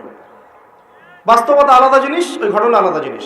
ওখানে গিয়ে দেখবেন দুনিয়ার পশ্চিমা সভ্যতার এবং ভারতীয় সভ্যতার যত রকমের মিউজিক আছে, আপনার মুভিজ আছে, সিরিয়াল আছে, এগুলো দেখতে ব্যস্ত হয়ে গেল, রিমোট নিয়ে বসে আছে। ভাবখানা এমন যে বাঘের কাছ থেকে আপনি খাবার কেড়ে নিতে পারবেন, বাসার মা বোনদের কাছ থেকে রিমোট কেড়ে নিতে পারবেন না। দেখতেই থাকবে 11টা 12টা বেজে যাচ্ছে। স্বামী ভাত চাইলে সেটা পরে, আগে শেষ করি, এটাই লাস্ট, এটা দেখে যাবো ভাত দিতে। এক পর্যায়ে এটা দিয়ে কি হচ্ছে, এটা দিয়েও মাইন্ড প্রোগ্রামিং হচ্ছে। ওই অবাস্তব জগৎটাকে তখন বাস্তব বলে মনে হবে। ওখানে সে পরপুরুষকে দেখছে, ওদের সংস্কৃতি শিখছে, ওদের গেট আপ দেখছে, ওদের ড্রেসগুলো বানানোর চেষ্টা করছে, ওদের আদর্শ সে নিজের মধ্যে লালন করছে, আবার মুখে সাক্ষীও দেয় যে আমি একজন মুসলিম। এই আদর্শগুলো যখন লালন করে আবার পরিবারে ফিরে আসবে তখন তো ফাসাদ হবেই, কারণ বাস্তবতা এটা তো আলাদা জিনিস। বাস্তবে আমি একজন মুসলিম, বাস্তবে আমি একজন তাওহীদপন্থী, বাস্তবে আমি সুন্নাহ মেনে চলবো, বাস্তবে আমার নেতা মুহাম্মদ সাল্লাল্লাহু আলাইহি ওয়াসাল্লাম, বাস্তবে আমার ধর্ম ইসলাম, যেগুলোর সাথে এগুলোর কোনো সম্পর্ক নাই, তখন তো ফিকশন হবেই। আর এই পরিবারগুলোর মধ্যে যখন দেখবেন সন্তান গড়ে উঠছে, মাশাআল্লাহ সন্তানও হবে পিতামাতার মতোই, সুবহানাল্লাহ। এই হচ্ছে বাস্তবতা। তো এই নারীদের এই অবাধ বেহায়াপনার কারণেই শেষ জামানায় বেশি বেশি নারী জাহান্নামের পথে হাঁটবে। এই নারী আপনার ঘরে আছে, আমার ঘরে আছে, আগামী প্রজন্মতেও আসবে। যারা আছে ওদের ব্যাপারে সতর্ক হয়ে যান, যারা আসছে তাদের ব্যাপারে সতর্ক হয়ে যান। মেয়েকে ছোট্টবেলা থেকে তারবিয়ত দিয়ে বড় করেন। আয়েশা রাদিয়াল্লাহু আনহার মতো বানান, খাদিজা রাদিয়াল্লাহু আনহার মতো বানান, ফাতেমাতুল কুবরার মতো বানান, খাদিজা রাদিয়াল্লাহু আনহার মতো বানান, মারিয়াম আলাইহিস সালামের মতো বানান, হাজারা আলাইহিস সালামের মতো বানান। এমন করেন যেন আপনার মেয়েটা যার ঘরে যাবে সেই ঘরটা যেন জান্নাতের টুকরা হয়ে যায়, এবং আপনার মেয়ের গর্ভ থেকে যে সন্তানগুলো হবে এই সন্তানগুলো আগামীতে যেন উম্মার মুজাহিদ হতে পারে, এমন করে আপনার মেয়েকে বড় করেন। সকালে এখানে লেকচার দিয়েছিলাম, মনে হয় সকালে বলেছিলাম যে ওই যে ইসমাইল আলাইহিস সালাম যাকে বলা হচ্ছে তোমাকে জবাই করব, মনে আছে? তিনি বলেছেন কি, সাতাজিদুনি ইনশাআল্লাহু মিনাস সাবিরিন ইফআল মা তুমার। বাবা আপনাকে যে আদেশ করেছেন আল্লাহ আপনি তাই করেন, আমাকে ধৈর্যশীল পাবেন ইনশাআল্লাহ। বয়স আমার চেয়ে মিনিমাম 15 বছর কম হবে তার। এই বয়সের একটা বাচ্চা এই কথা বলছে। আমার বলার পয়েন্ট হচ্ছে এই বাচ্চাটাকে তার মা মানুষ করেছে, তার বাবা মানুষ করেনি। ইসমাইল আলাইহিস সালামকে গড়ে তুলেছেন তার মা, তার বাবা নন। যদি আপনি ইসমাইল আলাইহিস সালামের মায়ের মতো মেয়ে, বোন, স্ত্রী পান বা তৈরি করতে পারেন, তখন গিয়ে আপনি দেখবেন ইসমাইলের মতো সন্তান হবে ইনশাআল্লাহ। তার আগ পর্যন্ত সম্ভব না। এই ফ্যামিলিস্ট রেভলিউশনের মহিলাদের গর্ভ থেকে আপনি খালিদ বিন ওয়ালিদ, ওমর ইবনুল খাত্তাব, ইসমাইলের মতো সন্তান যাচ্ছেন। এখানে আপনি বলিউড হলিউডের নায়কের মতো সন্তান পাবেন, এর বেশি কিছু আশা করতে পারেন না। এরপরে যদি এদেরকে আল্লাহ হেদায়েত দেন সেটা আলাদা বিষয়। এবার আসেন আমি আলোচনা একটা পয়েন্টে গিয়ে এই জায়গা থেকে শেষের দিকে যাচ্ছি, এই অংশটুকু ভালো করে বোঝো। আমরা যে 5টা প্রশ্নে ছিলাম যে জীবনটা কিভাবে কাটিয়েছো, যৌবনটা কিভাবে কাটিয়েছো, তারপরে প্রশ্ন করবেন আল্লাহ পাক উপার্জন কোন পথে করেছো, 4 নম্বর প্রশ্ন করবেন কোন পথে ব্যয় করেছো, আর 5 নম্বর করবেন জানা অনুযায়ী আমল করেছো কিনা। এই 5 প্রশ্নের উত্তর না দেওয়া পর্যন্ত কিয়ামতের মাঠেও কেউ আমল নামা ডান হাতে পাবে না, হিসাব নিকাশ শুরু তো হবে না তার, বা আগাতে পারবে না, পুলসিরাতও পার হওয়ার সুযোগ দেওয়া হবে না, এবং চিরস্থায়ী জান্নাত জাহান্নামের ফয়সালাও হবে না, দাঁড়িয়েই থাকতে হবে। এখন প্রশ্ন হচ্ছে যে এই ফিতনাময় পরিবেশে কিভাবে আমরা এমনভাবে চলতে পারি যার ফলশ্রুতিতে আমরা ওই প্রশ্নগুলোর উত্তর দিতে পারবো। এটাই সবচেয়ে বড় চ্যালেঞ্জ, তাই না? সবচেয়ে বড় চ্যালেঞ্জ এখন এটাই।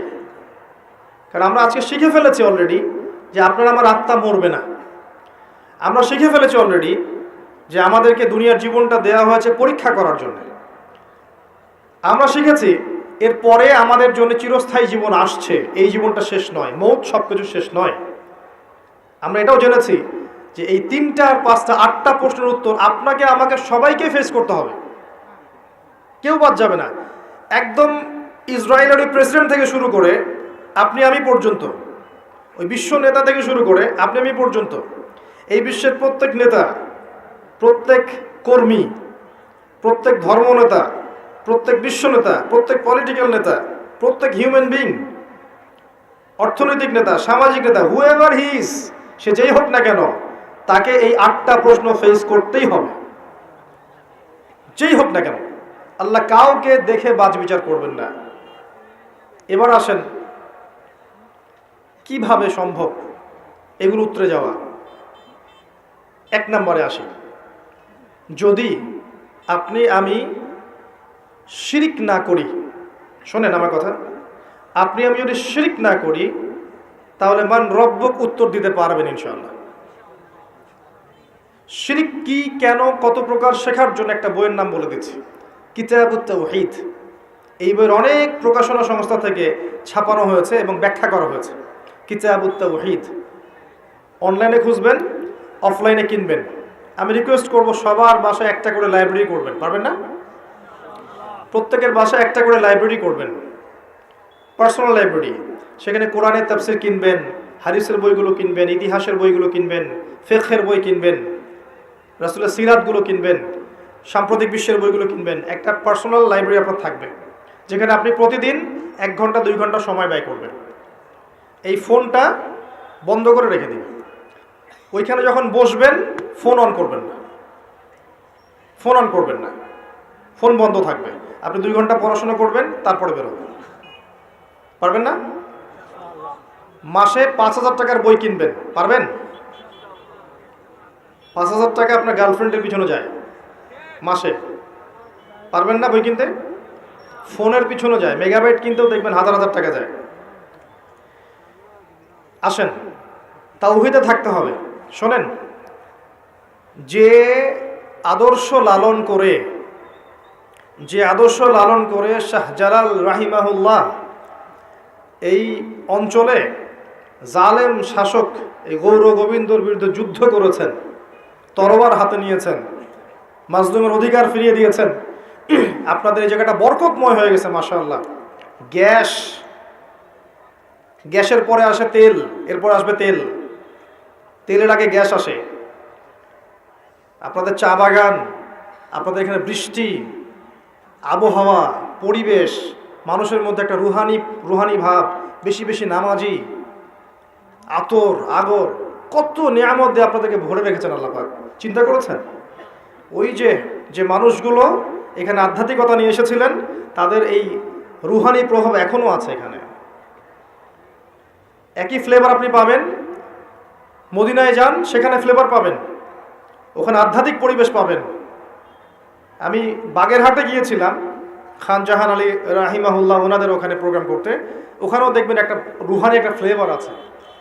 আগেকার যে মানুষগুলো ছিলেন আল্লাহওয়ালা, মুজাহিদ, মুজাদ্দিদ, আলেম, ফুকাহায়ে কেরাম, ওলামায়ে কেরাম, নূরওয়ালা মানুষ, বসিরাওয়ালা মানুষ, তাসকিয়াওয়ালা মানুষ, তাদের একটা রুহানি পরিবেশ থাকে, একটা প্রভাব থাকে, রুআব থাকে।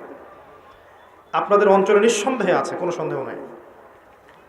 আপনাদের অঞ্চলে মানুষ অন্য অনেক অঞ্চলের মানুষ হচ্ছে বেশি নামাজি, বেশি আল্লাহকে ভয় করে, বেশি যাকাত দেয়, বেশি তাকওয়া আছে, দিনকে ভালোবাসে অন্য অঞ্চলের চাইতে। আমি দেখেছি, আমি প্রমাণ করেছি। কারণ আছে এই প্রভাব। ওই মানুষরা যে প্রভাবে এখানে এসেছেন, যে মজলুমদের সহযোগিতা করতে, জালেমের শিকড় উপড়ে ফেলতে, সেই মানুষের কবরকে কেন্দ্র করে আজকে মানুষ কি না করছে। অথচ সেই মানুষ যে আদর্শ নিয়ে এসেছিলেন, সে আদর্শের যাররা পরিমাণ বালাই নাই। একটা হক কথা অন্যায়ের বিরুদ্ধে বলতে পারছে না। তার কবরকে এভাবে মুছে নিয়ে বরকত নিলে বরকত আসবে? তাওহীদে না থাকতে পারলে উনি আপনাকে পরকালে পার করে দিবেন? উনাকে সেজদা করলে আল্লাহ তাওহীদে সেজদা করা হবে? পরকালে আমি যদি ভালো আমল না করি, দুনিয়া থেকে ঈমান আমল নিয়ে যেতে না পারি, পরকালে তার ক্ষমতা আছে আমাকে পুলসিরাত পার করে দিবে? নবী সাল্লাল্লাহু আলাইহি ওয়াসাল্লাম তার মেয়েকে বলছেন, ইয়া ফাতিমা, দুনিয়াতে যা চাওয়ার আমার কাছে চেয়ে নাও, পরকালে আমি তোমার কোনো উপকার করতে পারবো না। আয়েশা রাদিয়াল্লাহু আনহা একদিন কাঁদছেন অঝোর নয়নে। আয়েশা, তুমি কাঁদছো কেন? ইয়া রাসূলুল্লাহ, আপনি একটা হাদিসে বলেছেন যে কিয়ামতের মাঠে কেউ কাউকে চিনবে না, আমাকে বলেছেন, এটাকে মনে করে আমার কান্না আসছে। আসলে কি কেউ কাউকে চিনবে না? নবীজি বললেন, কয়েকটা জায়গা আছে আয়েশা, যখন আমি তোমার কথা মনে রাখতে পারবো না, আমি তোমার স্বামী তোমার কথা মনে রাখতে পারবো না। যখন আমল নামা ছুড়ে দেওয়া হবে, মানুষ খালি ইয়া নাফসি ইয়া নাফসি বলবে, যে আমল নামা কোন দিক দিয়ে আসে। যখন পুলসিরাত মানুষ পার হবে, সবাই ইয়া নাফসি বলে, আমার কি হবে, আমার কি হবে, কেউ কারো কথা মনে রাখবে না। সত্যিকার অর্থে যদি আমরা আমাদের ওলামায়ে কেরাম, আউলিয়া, তাদের যদি সম্মান করতে, যে তাদের আদর্শ ছিল তাওহীদ, সুন্নত, অন্যায়ের প্রতিবাদ করা, মজলুমের সাহায্য করা, আধ্যাত্মিকত্ব অর্জন করা, তাসকিয়া অর্জন করা, সমাজ সংস্কার করা, এগুলো তাদের আদর্শ। ওই আদর্শগুলো লালন না করে শুধু তাদের কবরে এভাবে মুছে গালে মাখলেই বরকত পাওয়া যাবে? আমরা আশা করব যদি কেউ এগুলোর সাথে সম্পৃক্ত থেকে থাকেন, ছেড়ে দেন, তাদের আদর্শ লালন করেন, তাওহীদ শেখেন। আল্লাহই সব, আল্লাহই খাওয়ান, আল্লাহই পরান, আল্লাহই বাঁচান, আল্লাহই মারেন, আল্লাহই ইবাদত পাওয়ার যোগ্য, তিনি সেজদা পাওয়ার যোগ্য, তিনি দোয়া পাওয়ার যোগ্য, তার জন্যই কোরবানি, তার জন্যই নজর মানো, তার জন্য সবকিছু। মধ্যস্থতা করতে গেলে শিরক হয়ে যাবে। শিরক হয়ে গেলেই মান রব্বুক উত্তর দিতে পারবেন না। মাদিনুকায় আসেন, ইসলামকে পরিপূর্ণরূপে গ্রহণ করতে হবে। কিছু অংশ মানি, কিছু অংশ মানি না, এমন গ্রহণ করলে ইসলাম টিকবে না।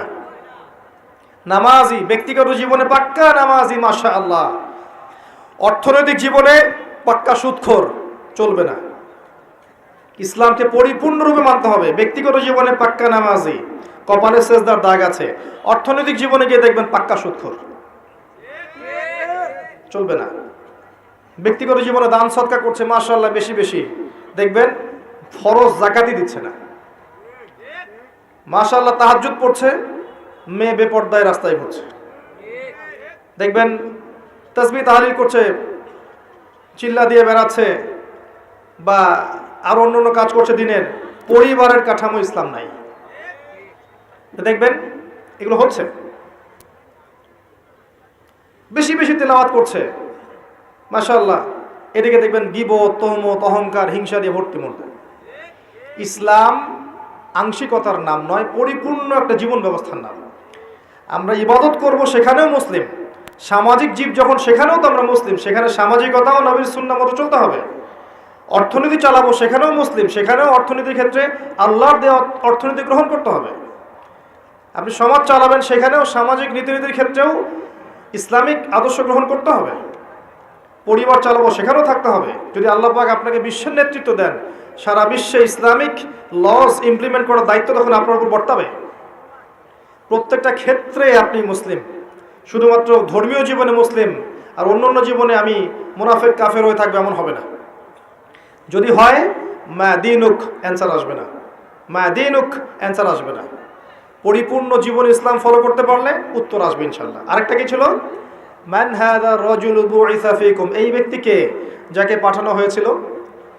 বিশ্বাস করেন, এই পৃথিবীতে কেউ যদি আল্লাহর রাসূল সাল্লাল্লাহু আলাইহি ওয়াসাল্লামকে বাদ দিয়ে, তার সুন্নতকে বাদ দিয়ে অন্যর আদর্শ ফলো করা শুরু করে, সে উত্তর দিতে পারবে না। করণীয় কি? খুব সহজ, খুব সহজ। ইস্তেগফার করেন, আস্তাগফিরুল্লাহাল্লাযী লা ইলাহা ইল্লা হুয়াল হাইয়ুল কাইয়্যুম ওয়া আতুবু ইলাইহি, তওবা করে ফিরে আসেন। আগামীকাল সকাল থেকে ঘুম থেকে ওঠা থেকে নিয়ে ঘুমানো পর্যন্ত প্রত্যেকটা কাজ আপনি নবীর সুন্নাহ মতো করার চেষ্টা করেন। ঘুম থেকে ওঠেন, দোয়া পড়েন। বাথরুমে যান, দোয়া পড়েন। বের হন, দোয়া পড়েন। খাইতে বসেন, দোয়া পড়েন। খাওয়া শেষ, দোয়া পড়েন। নামাজে যান, হেঁটে হেঁটে যান, নামাজটা তার মতো ধীর স্থিরভাবে পড়েন। বসে থাকেন, জিকির আজগার করেন। জিকির আজগার শেষ, তেলাওয়াত করেন এক পারা করে। আপনি স্কুলে চলে যান, কলেজে যান, চাকরি ক্ষেত্রে যান, ব্যবসায় যান, সেখানে আমানতদারিতা বজায় রাখেন, ইসলামিক নৈতিকতা বজায় রাখেন। বাসায় ফিরে আসেন, পরিবারকে ইসলামের মতো সময় দেন, রাতে আবার ঘুমিয়ে যান। সারা দিন ইবাদত, সারাটা দিন ইবাদত। আপনি লেখাপড়া করছেন, এমন জ্ঞান অর্জন করেন যেই জ্ঞান দিয়ে আপনি দিনের খেদমত করতে পারবেন।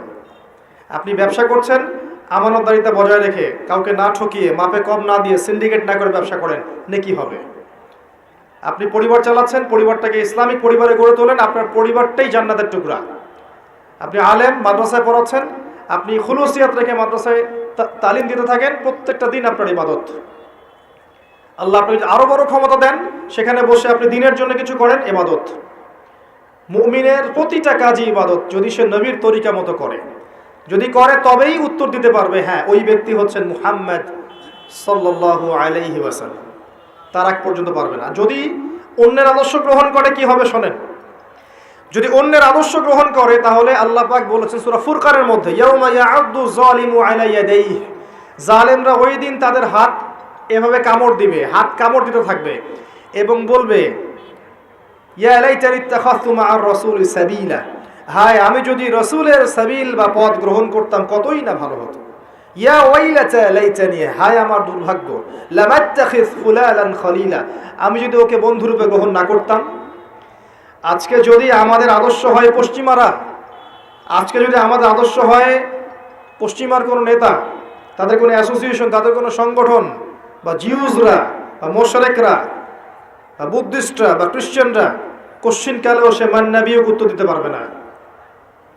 আজকে যদি আমরা তাদের সংস্কৃতি ফলো করি, তাদের ইকোনমি ফলো করি, তাদের পলিটিক্স ফলো করি, তাদের এই ফিলোসফিগুলো ফলো করে চলি, তাদের আদর্শ ফলো করে চলি, আমরা কোশ্চেনকে উত্তর দিতে পারবো না যে উনি হচ্ছেন নবী মুহাম্মদ সাল্লাল্লাহু আলাইহি ওয়াসাল্লাম।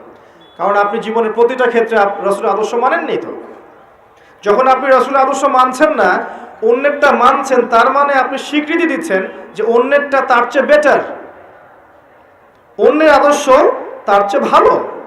আপনি এমনটা স্বীকৃতি দিচ্ছেন আপনার কাজের মধ্য দিয়ে। এই কাজ করার পরে কেউ নবীর সুপারিশ পাবে? একজনই ব্যক্তি তিনি, যিনি আপনাকে ভাই বলেছেন, আপনার জন্য হাউজে কাউসারে দাঁড়িয়ে থাকবেন, আপনার জন্য সুপারিশ করবেন, এই উম্মতের কবিরা গুনাহগার ব্যক্তিদেরকে সুপারিশ করে জান্নাতে নিয়ে যাবেন, একমাত্র ব্যক্তি মুহাম্মদ সাল্লাল্লাহু আলাইহি ওয়াসাল্লাম। একদিন বলেছিলাম আমি যে কিয়ামতের মাঠে জাহান্নাম যখন চিৎকার করবে, সূরা মুলকের মধ্যে পড়ে দেখেন, চিৎকার করবে জাহান্নাম। সূরা মুলকে আছে না? চিৎকার করে ফেটে পড়বে। ওই সময় সমস্ত নবী হাঁটুতে বসে যাবে। আদম আলাইহিস সালাম হাঁটুতে বসে ইয়া নফসি, নবী মুসা, নবী ঈসা, নবী দাউদ, সুলাইমান, ইসমাঈল, ইসহাক, যত নবী আছেন সবাই হাঁটুর ঘরে বসে যাবেন। ইয়া নফসি, হে আল্লাহ আমাকে বাঁচাও, হে আল্লাহ আমাকে বাঁচাও। শুধু একজন নবী মুহাম্মদ সাল্লাল্লাহু আলাইহি ওয়াসাল্লাম, তিনি সিজদায় পড়ে বলবেন ইয়া উম্মতি, ইয়া উম্মতি, হে আল্লাহ আমার উম্মতকে বাঁচাও, আমার উম্মতকে বাঁচাও। সেই নবীর আদর্শ বাদ দিয়ে যদি আমি অন্যের আদর্শ ফলো করি, কবরে এই প্রশ্নের উত্তর দিতে পারবে? কখনো সম্ভব না।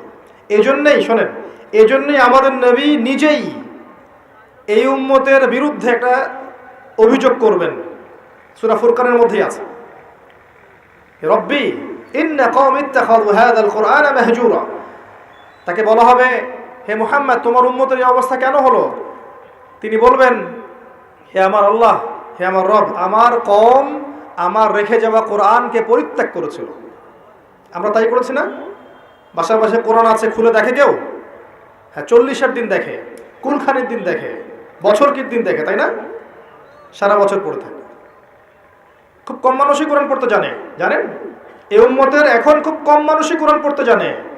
এমন অনেক যুব সমাজ আছে এই উম্মত মুহাম্মাদের, কোরআনটা চোখেও দেখেনি কখনো। খুব কম মানুষ এই উম্মতের কোরআনের অর্থ বোঝে। অনেক হাফেজে কোরআনও আছে যারা কোরআনের অর্থ বোঝে না। খুব কম প্রতিষ্ঠান আছে যেখানে কোরআন বাধ্যতামূলক পড়ানো হয়, 1% 2% হবে না, যেখানে কোরআন বাধ্যতামূলক পড়ানো হয়। এরপরে আলাদা করে মাদ্রাসা খুলতে হয়েছে যেখানে কোরআন পড়ানো হয়। এই উম্মত কোরআনকে পরিত্যাগ করেনি? করেছে। কোরআনের বিধিবিধানগুলো পরিত্যাগ করেনি? খুব কম মানুষ আছে এই উম্মতের 5 ওয়াক্ত নামাজ পড়ে, খুব কম মানুষ এই উম্মতের যাকাত দেয়, খুবই কম মানুষ এই উম্মতের আছে যারা হালাল খায়, জেনা থেকে দূরে আছে, মাদক থেকে দূরে আছে, কমই মানুষ আছে। এই জন্যই নবীজি বলেছেন সাল্লাল্লাহু আলাইহি ওয়াসাল্লাম, 73টা দল হবে উম্মতের, একটা জান্নাতে যাবে, বাকি 72টা জাহান্নামে যাবে। এই জন্যই 1999 জন মানুষ জাহান্নামে যাবে। সতর্ক হয়ে যান, আমরা কোরআনকে যেন পরিত্যাগ না করি। এই 3টার উত্তর কি হলো? তাওহীদে থাকবেন, ইনশাল্লাহ উত্তর দিতে পারবেন। 2 নাম্বার, দিনকে পরিপূর্ণরূপে পালন করবেন, ইনশাল্লাহ উত্তর দিতে পারবো।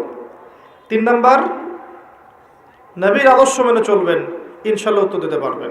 তারপরের 5-এ যান, এখানে গিয়ে আপনাকে করা হবে সারা জীবন কিভাবে কাটিয়েছো, ওই যে উত্তর দিলাম।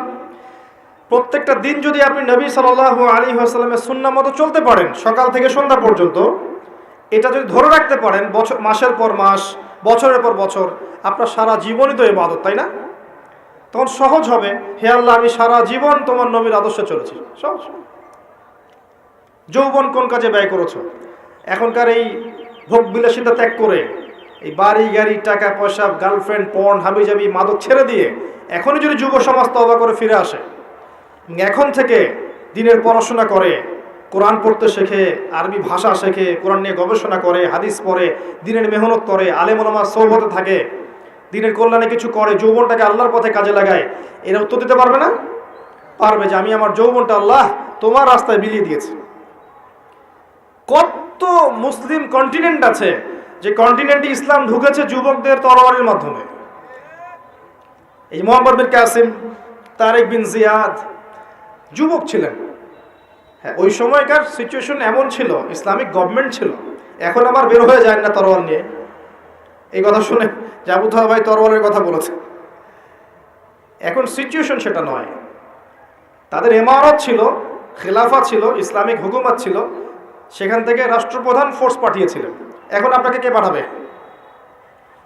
এখন আপনি বড়জোর কোথায় যেতে পারেন? বড়জোর আপনি ইউরোপ আমেরিকায় গিয়ে প্রবাসী হতে পারেন।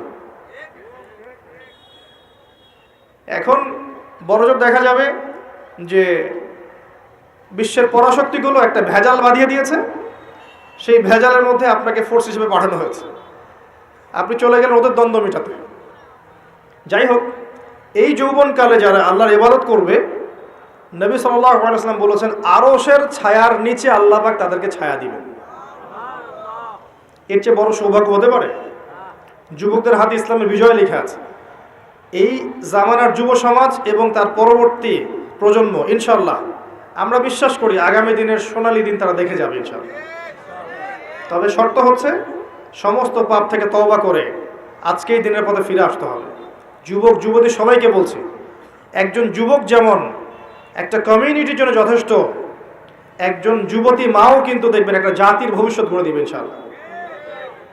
একটা যুবতী মা যদি, এখন মেয়ে যদি তওবা করে মা হয়, পরবর্তীতে মুমিনা হয়, মুসলিমা হয়, সালেহা হয়, তার গর্ভ থেকে যদি একটা আহমদ বিন হাম্বাল বের হয়, একটা ইমাম আবু হানিফা বের হয়, একটা ইমাম শাফিঈ বের হয়, একটা তারেক বিন জিয়াদ বের হয়, আগামী দিন দেখবেন যে ওই মানুষরাই এই সমাজ পরিবর্তন করে ফেলেছে ইনশাআল্লাহ। তো আমরা তাদেরকে আল্লাহর পথে ফিরে আসার জন্য তওবা করার নসিহত করব। আল্লাহ পাক তৌফিক দান করুন, আমিন। জিজ্ঞেস করা হবে কোন পথে অর্থ উপার্জন করেছো? আজকে সুদ খাচ্ছি, ঘুষ খাচ্ছি, দুর্নীতি করছি, আত্মসাৎ করছি, পরোয়া করছি না। কোন পথে খরচ করেছো? যা ইচ্ছা তাই খরচ করছি। বাড়ি করে রেখেছেন সিলেটে, থাকার লোক নাই, আপনি পড়ে আছেন ওইখানে। লন্ডন বানিয়ে রেখেছেন, জায়গাটাকে লন্ডন বানিয়ে রেখেছেন, পড়ে আছেন ওইখানে। কিছু কথা বলি, মন খারাপ করেন না। যেখানে আপনি সোনালী ভবিষ্যৎ খুঁজছেন, ওর পতন খুব সামনেই। যে সভ্যতাটাকে আপনি সিভিলাইজড মনে করছেন, আপনার জীবন প্রতিষ্ঠিত হয়ে গেছে, আপনি গ্রিন কার্ড পেয়ে গেছেন, হ্যাঁ আপনি সিকিউরড, দেশ তো ভালো না, দেশের জনগণ ভালো না, আপনি আপনার প্রতিভাগুলো ওখানে বিকিয়ে দিচ্ছেন, মনে করছেন এটা সাস্টেইন করবে। শুনে রাখেন, এই বিশ্বের ভবিষ্যৎ এমন দিকে যাচ্ছে যে পশ্চিমা সভ্যতা বলে কোনো সভ্যতার অস্তিত্ব থাকবে না ইনশাআল্লাহ, ইনশাআল্লাহ তাআলা। তারা সবচেয়ে অন্ধ এবং সবচেয়ে বোকা শ্রেণীর মানুষ যারা ওখানে স্থায়ী বাস করেছে। আমার কাছে তারা সবচেয়ে অন্ধ মানুষ, কারণ তারা দুই চোখ দিয়ে দেখতে পাচ্ছে না, এক চোখওয়ালা। এটা সিকিউরড লাইফ নয়, আপনি ধ্বংসের দিকে গিয়েছেন। সেখানে ইসলামিক পরিবেশ নেই, ইসলামিক অনুশাসন নেই, সেখানে জালেম কুফফারদের দৌরত্ব আছে, এবং যারা ঐক্যবদ্ধভাবে সারা বিশ্বে মুসলিম কিলিংস করছে, ওদের ওখানে আপনি শান্তি খুঁজছেন। আপনার প্রতিভাগুলো দেশকে দেওয়া যেত না? দেশকে দিয়ে প্রতিভা দিয়ে এগিয়ে নেওয়া যায় না? প্রয়োজনের খাতিরে গিয়েছি, ঠিক আছে, ফিরে আসেন, এনাফ। একটা বিষয়ের জন্য গিয়েছেন, অর্জন হয়েছে, চলে আসেন। নিজের প্রতিভা দেশকে দেন, দেশের কল্যাণে কিছু করেন, কোনো প্রজেক্ট লঞ্চ করেন, কিছু করেন, ক্রিয়েটিভ কিছু করেন। সমাজ যদি পরিবর্তনের চেষ্টা আপনি না করেন, আর যদি শুধু দোষ দিয়ে যান, সমাজটা ভালো না, দেশটা ভালো না, দুর্নীতিতে ভরে গেছে, এই হয়েছে সেই হয়েছে, তো এর পিছনে তো আমিও দায়ী। আমি তো এটাকে দূর করার কোনো প্রচেষ্টা চালালাম না। আর যেখানে আপনি রঙিন স্বপ্ন দেখছেন, ওই সভ্যতাটার সামনে ধ্বংস হয়ে যাবে। দেখে নিয়ে নসিহত থাকবে, ওখানে নিজের চিরস্থায়ী আবাস করতে যায় না, এটা ভুল ডিসিশন হচ্ছে। কোন পথে উপার্জন করেছেন? উপার্জনের কথা বলতে গিয়ে এদিকে আসলাম। প্রত্যেকটা ক্ষেত্রে উপার্জনের খেয়াল রাখতে হবে যে আমি হালাল নিচ্ছি কিনা, হারাম থেকে দূরে আছি কিনা। হালাল খান, অল্প খান, অল্পে তুষ্ট থাকেন, আল্লাহ পাক আপনাকে অল্প আমলে নাজাত দিয়ে দিবেন ইনশাআল্লাহ। অল্প আমল এনাফ, নাজাত দিয়ে দিবে। দেখেন বেলাল রাদিয়াল্লাহু আনহু, কৃষ্ণকায় মানুষ, দরিদ্র মানুষ, আল্লাহ পাক তাকে কাবা ঘরের উপরে উঠে আযান দেওয়ার সৌভাগ্য দিয়েছে। আব্দুল্লাহ ইবনে মাসউদ মিশরাতেন, আল্লাহ পাক রাইসুল মুফাসসিরিন বানিয়েছেন। তাফসীরকারদের মধ্যে শ্রেষ্ঠ তাফসীরকার তিনি, সবচেয়ে বড়। আল্লাহর হাতে রিজিক, হালালে থাকেন, আল্লাহ রিজিক দিবেন ইনশাআল্লাহ। কিয়ামত হবে না আপনার রিজিক না শেষ হলে, আপনার মৌত হবে না আপনার চালের দানা বাকি না থাকলে। আসমান জমিন সৃষ্টির 50,000 বছর আগে আল্লাহ রিজিক লিখেছেন। একটা চালের দানা পৃথিবীতে রেখে আপনি বিদায় নেবেন না। এক ঢোক পানি না খেয়ে, যেটা পৃথিবীতে আছে ওটা না খাওয়া পর্যন্ত আপনি যাবেন না পৃথিবী থেকে। অস্থির হচ্ছেন কেন? হারামে যাচ্ছেন কেন? সুদ খাচ্ছেন কেন? ঘুষ নিচ্ছেন কেন? দুর্নীতি কেন করছেন? রিজিক আল্লাহর হাতে, আল্লাহ দিবে আপনাকে ইনশাআল্লাহ। এগুলো তো নিজের জন্য করছেন, পরিবারের জন্য করছেন, আগামী প্রজন্মের জন্য করছেন। শোনেন, আপনি মারা যান, 3টা দিন সময় লাগবে না আপনাকে ভুলে যেতে। আপনি মারা যান, কবরে চলে যান, যাদের জন্য সারা জীবন ঘুষ খেয়েছেন, দুর্নীতি করেছেন, আপনি সুদ খেয়েছেন, আত্মসাৎ করেছেন, যাদের জন্য করেছেন, নিজের এবং যাদের জন্য, এরা আপনাকে 3 দিনের বেশি মনে রাখবে না। মারা যাওয়ার সাথে সাথেই আপনার দলিলাদি, জমি জমা, ব্যাংক ব্যালেন্স নিয়ে কারাকারি শুরু করে দেবে। আল্লাহকে চিনলেন না আপনি, হারামে যায় না, আল্লাহর রাস্তায় হারামে যায় না। কোন পথে ব্যয় করেছো? এই যে অপব্যয়। 10টা বাড়ি বানিয়ে রেখেছেন, দেশে নাই, বিদেশে পড়ে আছেন, অপব্যয়। এই টাকাটা আপনি সমাজের কল্যাণে কোনো প্রজেক্টে কাজে লাগাতে পারতেন। প্রচুর অপব্যয় করি আমরা কিন্তু অপব্যয় করা জাতি। অজুর পানি থেকে শুরু করে একদম রাষ্ট্রীয় সম্পদ পর্যন্ত অপব্যয় করতে থাকি। অজু করবেন, দেখবেন 10 জনের পানি দিয়ে একজন অজু করবে। যার ইমানের যত বেশি, তার ট্যাপের স্পিড তত বেশি। অজুরও পানির লিমিট আছে। হ্যাঁ, নবী সাল্লাল্লাহু আলাইহি ওয়াসাল্লাম অল্প পানিতে অজু করেছেন। এর মানে এই না যে সেখানে পানির স্বল্পতা ছিল এই জন্যে। এমনকি তিনি বলেছেন, এই যে ঝর্ণার ধারেও যদি অজু করো, তারপর অজুর পানির দিকে খেয়াল রাখতে, অপচয় করা যাবে না। অজুর পানি থেকে শুরু করে একদম সমাজ থেকে শুরু করে বিশ্ব রাষ্ট্র সব জায়গায় যান, অপচয় প্রচুর। আর দেখবেন জনগণ বুঝেই হয়, আমরাও মাশাআল্লাহ সেরকমই জাতি। একটা জিনিস করে দিয়েছে রাষ্ট্র, দেখবেন ওটার মূল্য আমরা বুঝবো না। সুন্দর রাস্তা করে দিয়েছে, সুন্দর সেতু করে দিয়েছে, দেখবেন সরকারি মাল, দরিয়া মেডাল, ওটা নষ্ট করতে থাকে, কোনো সমস্যা নাই। অথচ ওইটা আমাদের সম্পদ, আমাদের আমানত। এই রাস্তা রক্ষা করার দায়িত্ব আমার, আমি জনগণ। গভর্নমেন্ট একটা জিনিস করে দিয়েছে, এটা রক্ষা করার দায়িত্ব আমার। তো যদি আমি মনে করি যে সরকারি টাকা যায় যাক, আমি নষ্ট করলাম, তো সমস্যা কি? এটা খেয়ানত, এটা আমানতের খেয়ানত হলো। তারাও যেমন করে, আমরাও করি। দেখবেন উপর থেকে একটা হাতি আসে, হাতিটা আস্তে আস্তে আস্তে আস্তে আস্তে আস্তে মাছি হয়ে গেছে। হাতির কান, ডাল, মাথা, পা এগুলা কামড়াকামড়ি করে খেতে খেতে খেতে খেতে একটা মাছি পাবে। আর যেটা পাবেন সেটা জনগণ দেখবেন যে যাচ্ছে তাই ব্যবহার করে শেষ করে ফেলবে। জনগণও খেয়ানতকারী, উপরের লোকও খেয়ানতকারী। আল্লাহ পাক এভাবেই দিয়েছেন, যতক্ষণ পর্যন্ত আপনি আমি ভালো হব না, যতক্ষণ পর্যন্ত আপনি আমি ঈমান, আমল, আকীদা সংস্কার করব না, ভালো হব না, আপনি ভালো নেতৃত্ব আশা করতে পারেন না। এগুলো মহাকাশ থেকে পড়েনি, আমাদের মধ্য থেকেই গজিয়েছে।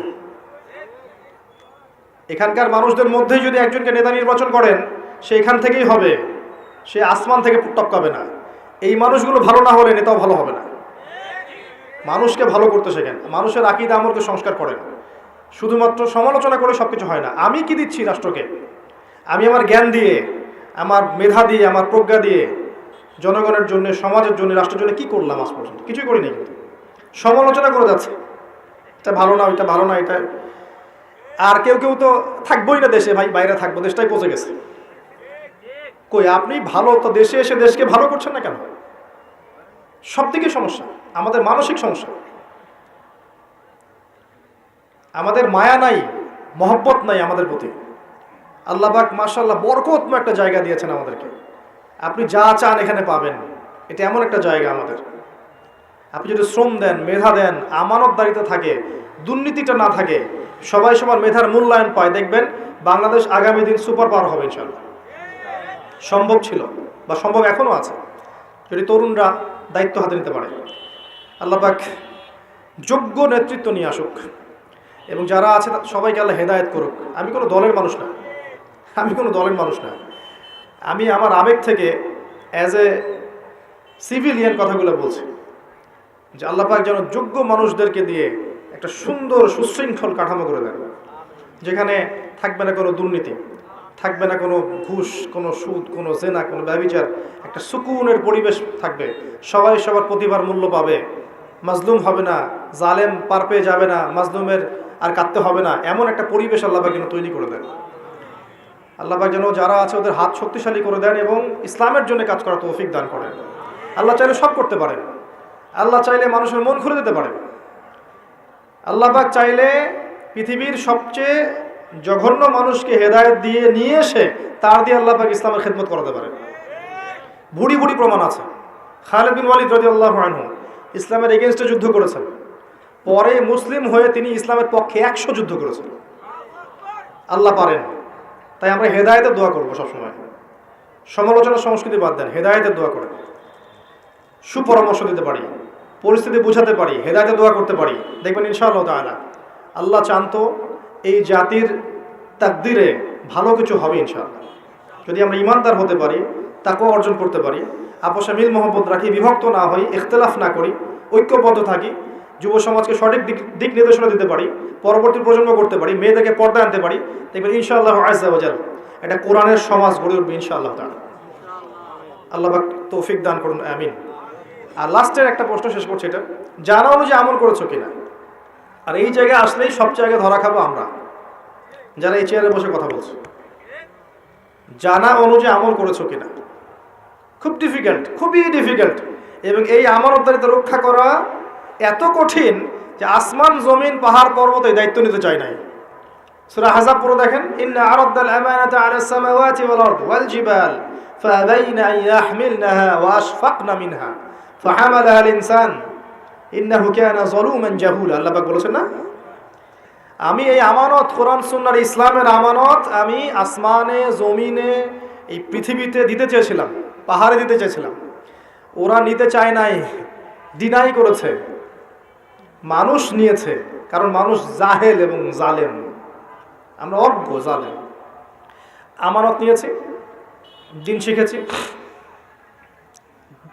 কোরআন সুন্নাহর জ্ঞান থাকার পরে যদি আমি এই চেয়ারে বসে আমার কথা অনুযায়ী আমল করতে না পারি, তাহলে আপনার আগে আমাকে জাহান্নামে যেতে হবে। নাউযুবিল্লাহ, আমরা আল্লাহর কাছে আশ্রয় চাচ্ছি। সর্বপ্রথম যে ব্যক্তিকে দিয়ে জাহান্নাম উদ্বোধন করা হবে, সেই ওই 3 জন ব্যক্তির একজন হচ্ছে আলেম, যে ইলম অনুযায়ী আমল করেনি। যদি দিনের দায়িত্বগুলোর উদ্দেশ্য থাকে দুনিয়া, তাহলে ওই দায়িত্ব পালনে কোনো তাসির হবে না, সংস্কারও হবে না। এমন অনেক ওলামায়ে কেরাম আছেন এবং ছিলেন যাদেরকে আপনি কখনো ফেসবুকে দেখেননি, ইউটিউবেও দেখেন নাই। তাদের মেহনত এবং রাতের তাহাজ্জুদের ফলশ্রুতিতে ইসলাম এখনো সমাজে টিকে আছে। এখন যুগ বদলে গেছে, এখন সব হচ্ছে কমার্শিয়াল। বক্তাও কমার্শিয়াল, শ্রোতাও কমার্শিয়াল, অ্যারেঞ্জমেন্টও কমার্শিয়াল। মাহফিল করতে এসে আমার যত অভিজ্ঞতা হয়েছে তার সেগুলো যদি শেয়ার করা শুরু করি, তাহলে ওই নাস্তিক আর ওই সেকুলাররা সুযোগ পেয়ে যাবে আক্রমণ করার। শুধু উম্মাকে ভালোবাসি বলে আমি একটা কথাও বলিনি কখনো। এমন কিছু অভিজ্ঞতা আমার হয়েছে, এমন কিছু অভিজ্ঞতা আমার হয়েছে যেটা বললে শুধুমাত্র ইসলামের বিরোধী শক্তির একটা ফাঁক পেয়ে যাবে, এটা চিন্তা করে আমি কখনো কিছু বলি নাই। কারণ আমি যদি 1 লাইন বলি আর একজন 10 লাইন বলবে, আর আমি যদি আবার 10 লাইন বলি আর একজন 20 লাইন বলবে। এই 10-20 করতে করতে ইসরায়েল আরেকটা মিসাইল বানিয়ে ফেলবে। বুঝতে পারছেন? ভিতরে হিংসা, রিয়া, লোক দেখানো আমল, হিংসা, গীবত, তহমত, একে অপরের সমালোচনা করা, কাকে টেনে নামানো যায়, কার পিছনে খোঁচানো যায়, কাকে বিতর্কিত করা যায়, এগুলোতে পারদর্শী হয়ে গেছে আমরা এখন। এগুলো করতে করতে ইসলামের বিরোধী শক্তির যে উপকারটা আমরা করে দিয়েছি, এটা আপনি কল্পনা করতে পারবেন না। শত শত দলাদলি, বিভক্তি, একজন একজনের বিরুদ্ধে, এই দল ওই দলের বিরুদ্ধে, এ ওর বিরুদ্ধে, এ আলেম ওই আলেমের বিরুদ্ধে, এ ওর গীবত, এ একটা বিষয় বলবে, আরেকজন লাইভে এসে তার বিরুদ্ধে আরেকটা বলবে। এগুলো হচ্ছে বড় জিহাদ, মাশাআল্লাহ। এটা ইমাম আবু হানিফা রাহিমাহুল্লাহর যুগ নয়, ইমাম শাফি, আহমদ বিন হাম্বল তাদের যুগ নয় যে একজন ইমাম এর পা ধুয়ে দিচ্ছে আরেকজন ইমাম, এটা ওই যুগ নয়। সমালোচনার সংস্কৃতি হচ্ছে, গীবতের, তোহমতের, ঘৃণার, হিংসার, বিদ্বেষের। এগুলো কি আমাদের শোভা পায়? যারা এই চেয়ারে বসে তাদের শোভা পায়? তাদেরকে দেখে মানুষ যদি না শেখে, তাদেরকে দেখে যদি মানুষ এগুলো শেখে, তাহলে তারা যাবে কোথায়? জনগণ কোথায় শিখতে যাবে? সবাই এমন তা বলিনি কখনো আমি, তবে বহু কমিউনিটি আছে যারা এই খেয়ানতগুলো করে যাচ্ছেন, যারা দিনকে দুনিয়ার অর্জনের মাধ্যম বানিয়েছেন, দিনকে দুনিয়া অর্জনের মাধ্যম বানিয়েছেন। এই কারণে দিন এখন প্রতিষ্ঠিত হতে পারছে না। যা জানি সে অনুযায়ী আমল করতে পারছি না। এমনকি সত্য কথা, হক কথাটুকু সুন্দর করে সমাজের সামনে বলবো, হাজারটা চিন্তা করছি, আমার ইমামতি থাকবে তো, আমাকে সভাপতি বেতন দিবে তো, আমাকে আবার মাহফিল কর্তৃপক্ষ পিটাই কি না, অনেক চিন্তা করছে যে এখানে বসে হকটা বলবো কি বলবো। আবার এলাকা ভিত্তিক, আপনাদের এলাকায় কোন ওয়াজ করলে খাবে ভাই বলেন তো, বলে দিল হ্যাঁ এই ওয়াজ করবেন তাহলে খাবে খুব বেশি, মাশাআল্লাহ ওই ওয়াজ চলছে। বসলেন 1 ঘন্টায় মনে করেন আপনি 30,000 টাকা নেবেন, কথার কথা। তার মানে প্রতি 2 মিনিটের জন্য আপনি 1,000 টাকা পাচ্ছেন। ওই 1 ঘন্টা আপনি বসে তার আধা ঘন্টায় কেসা কাহিনী বলে শেষ করে দিলেন। তো এই যে 30 মিনিটের আমানতের খেয়ানত করলেন, এর ফলশ্রুতিতে দিনটা এখানে প্রতিষ্ঠিত হতে পারলো না। তো ইলম অনুযায়ী আমল করেছো কিনা খুব ডিফিকাল্ট, খুবই ডিফিকাল্ট। ওলামায়ে কেরাম আমরা যারা আছি, যারা দিন নিয়ে দুটা কথা বলি বা কিছু লিখি বা কিছু করি, তারা যদি জানা অনুযায়ী আমল করতে ব্যর্থ হয়, তাহলে আমাদের দ্বারা দেশ, জাতি, উম্মাত ক্ষতিগ্রস্ত হবেই, আমরাও জাহান্নামে যাব, কোনো সন্দেহ নাই। আর বেশি কিছু বলছি না, আল্লাহ পাক আমাদেরকে ইশারা বোঝার তৌফিক দান করুন, আমিন। প্রতিটা কাজ, মসজিদ গঠন করা, মাদ্রাসা করা, শিক্ষক ছাত্র তৈরি করা, শিক্ষকদের ট্রেনিং দেয়া, মাহফিল করা, আপনার দিনী হালাকা করা, যত দিনী কাজকর্ম আছে, প্রতিটা কাজ শুধুমাত্র এক আল্লাহর সন্তুষ্টির জন্য করতে হবে। তখন গিয়ে দেখবেন ইনশাআল্লাহ এই কাজগুলোর ফলাফল বিস্তার করবে এবং সমাজে প্রতিষ্ঠিত হবে ইনশাআল্লাহ আযজা ওয়া জাল্লা। আল্লাহ পাক আমাদের সবাইকে শিরক মুক্ত আমল করার তৌফিক দান করুন। আল্লাহ পাক আমাদের সবাইকে বেদাত মুক্ত আমল করার তৌফিক দান করুন। আল্লাহ পাক আমাদের সবার হালাল রিজিকের ব্যবস্থা করুন, যাবতীয় হারাম থেকে আল্লাহ পাক আমাদেরকে বাঁচিয়ে রাখুন। আমাদেরকে আল্লাহ পাক বেহায়াপনা, অশ্লীলতা, মাদক, পর্নোগ্রাফি থেকে হেফাজত করুন। আল্লাহ পাক আমাদের মধ্যে যারা অসুস্থ আছে সবাইকে আল্লাহ পাক শেফায়ে কামিলা দান করুন। যারা ইন্তেকাল করেছেন সবাইকে আল্লাহ পাক মাফ করে দিন। আল্লাহ পাক আমাদেরকে প্রকৃত ইলম দান করুন, আল্লাহর নূর দান করুন। আমাদের রূহ বা আত্মাটা যেন ইল্লিনে যায়, আল্লাহ পাক সে তৌফিক দান করুন। কবরের 3 প্রশ্ন আর হাসরের মাঠের 5 প্রশ্নের উত্তর আমরা যেন দিতে পারি, আল্লাহ পাক সে তৌফিক লাভে আমাদেরকে ধন্য করুন, আমিন।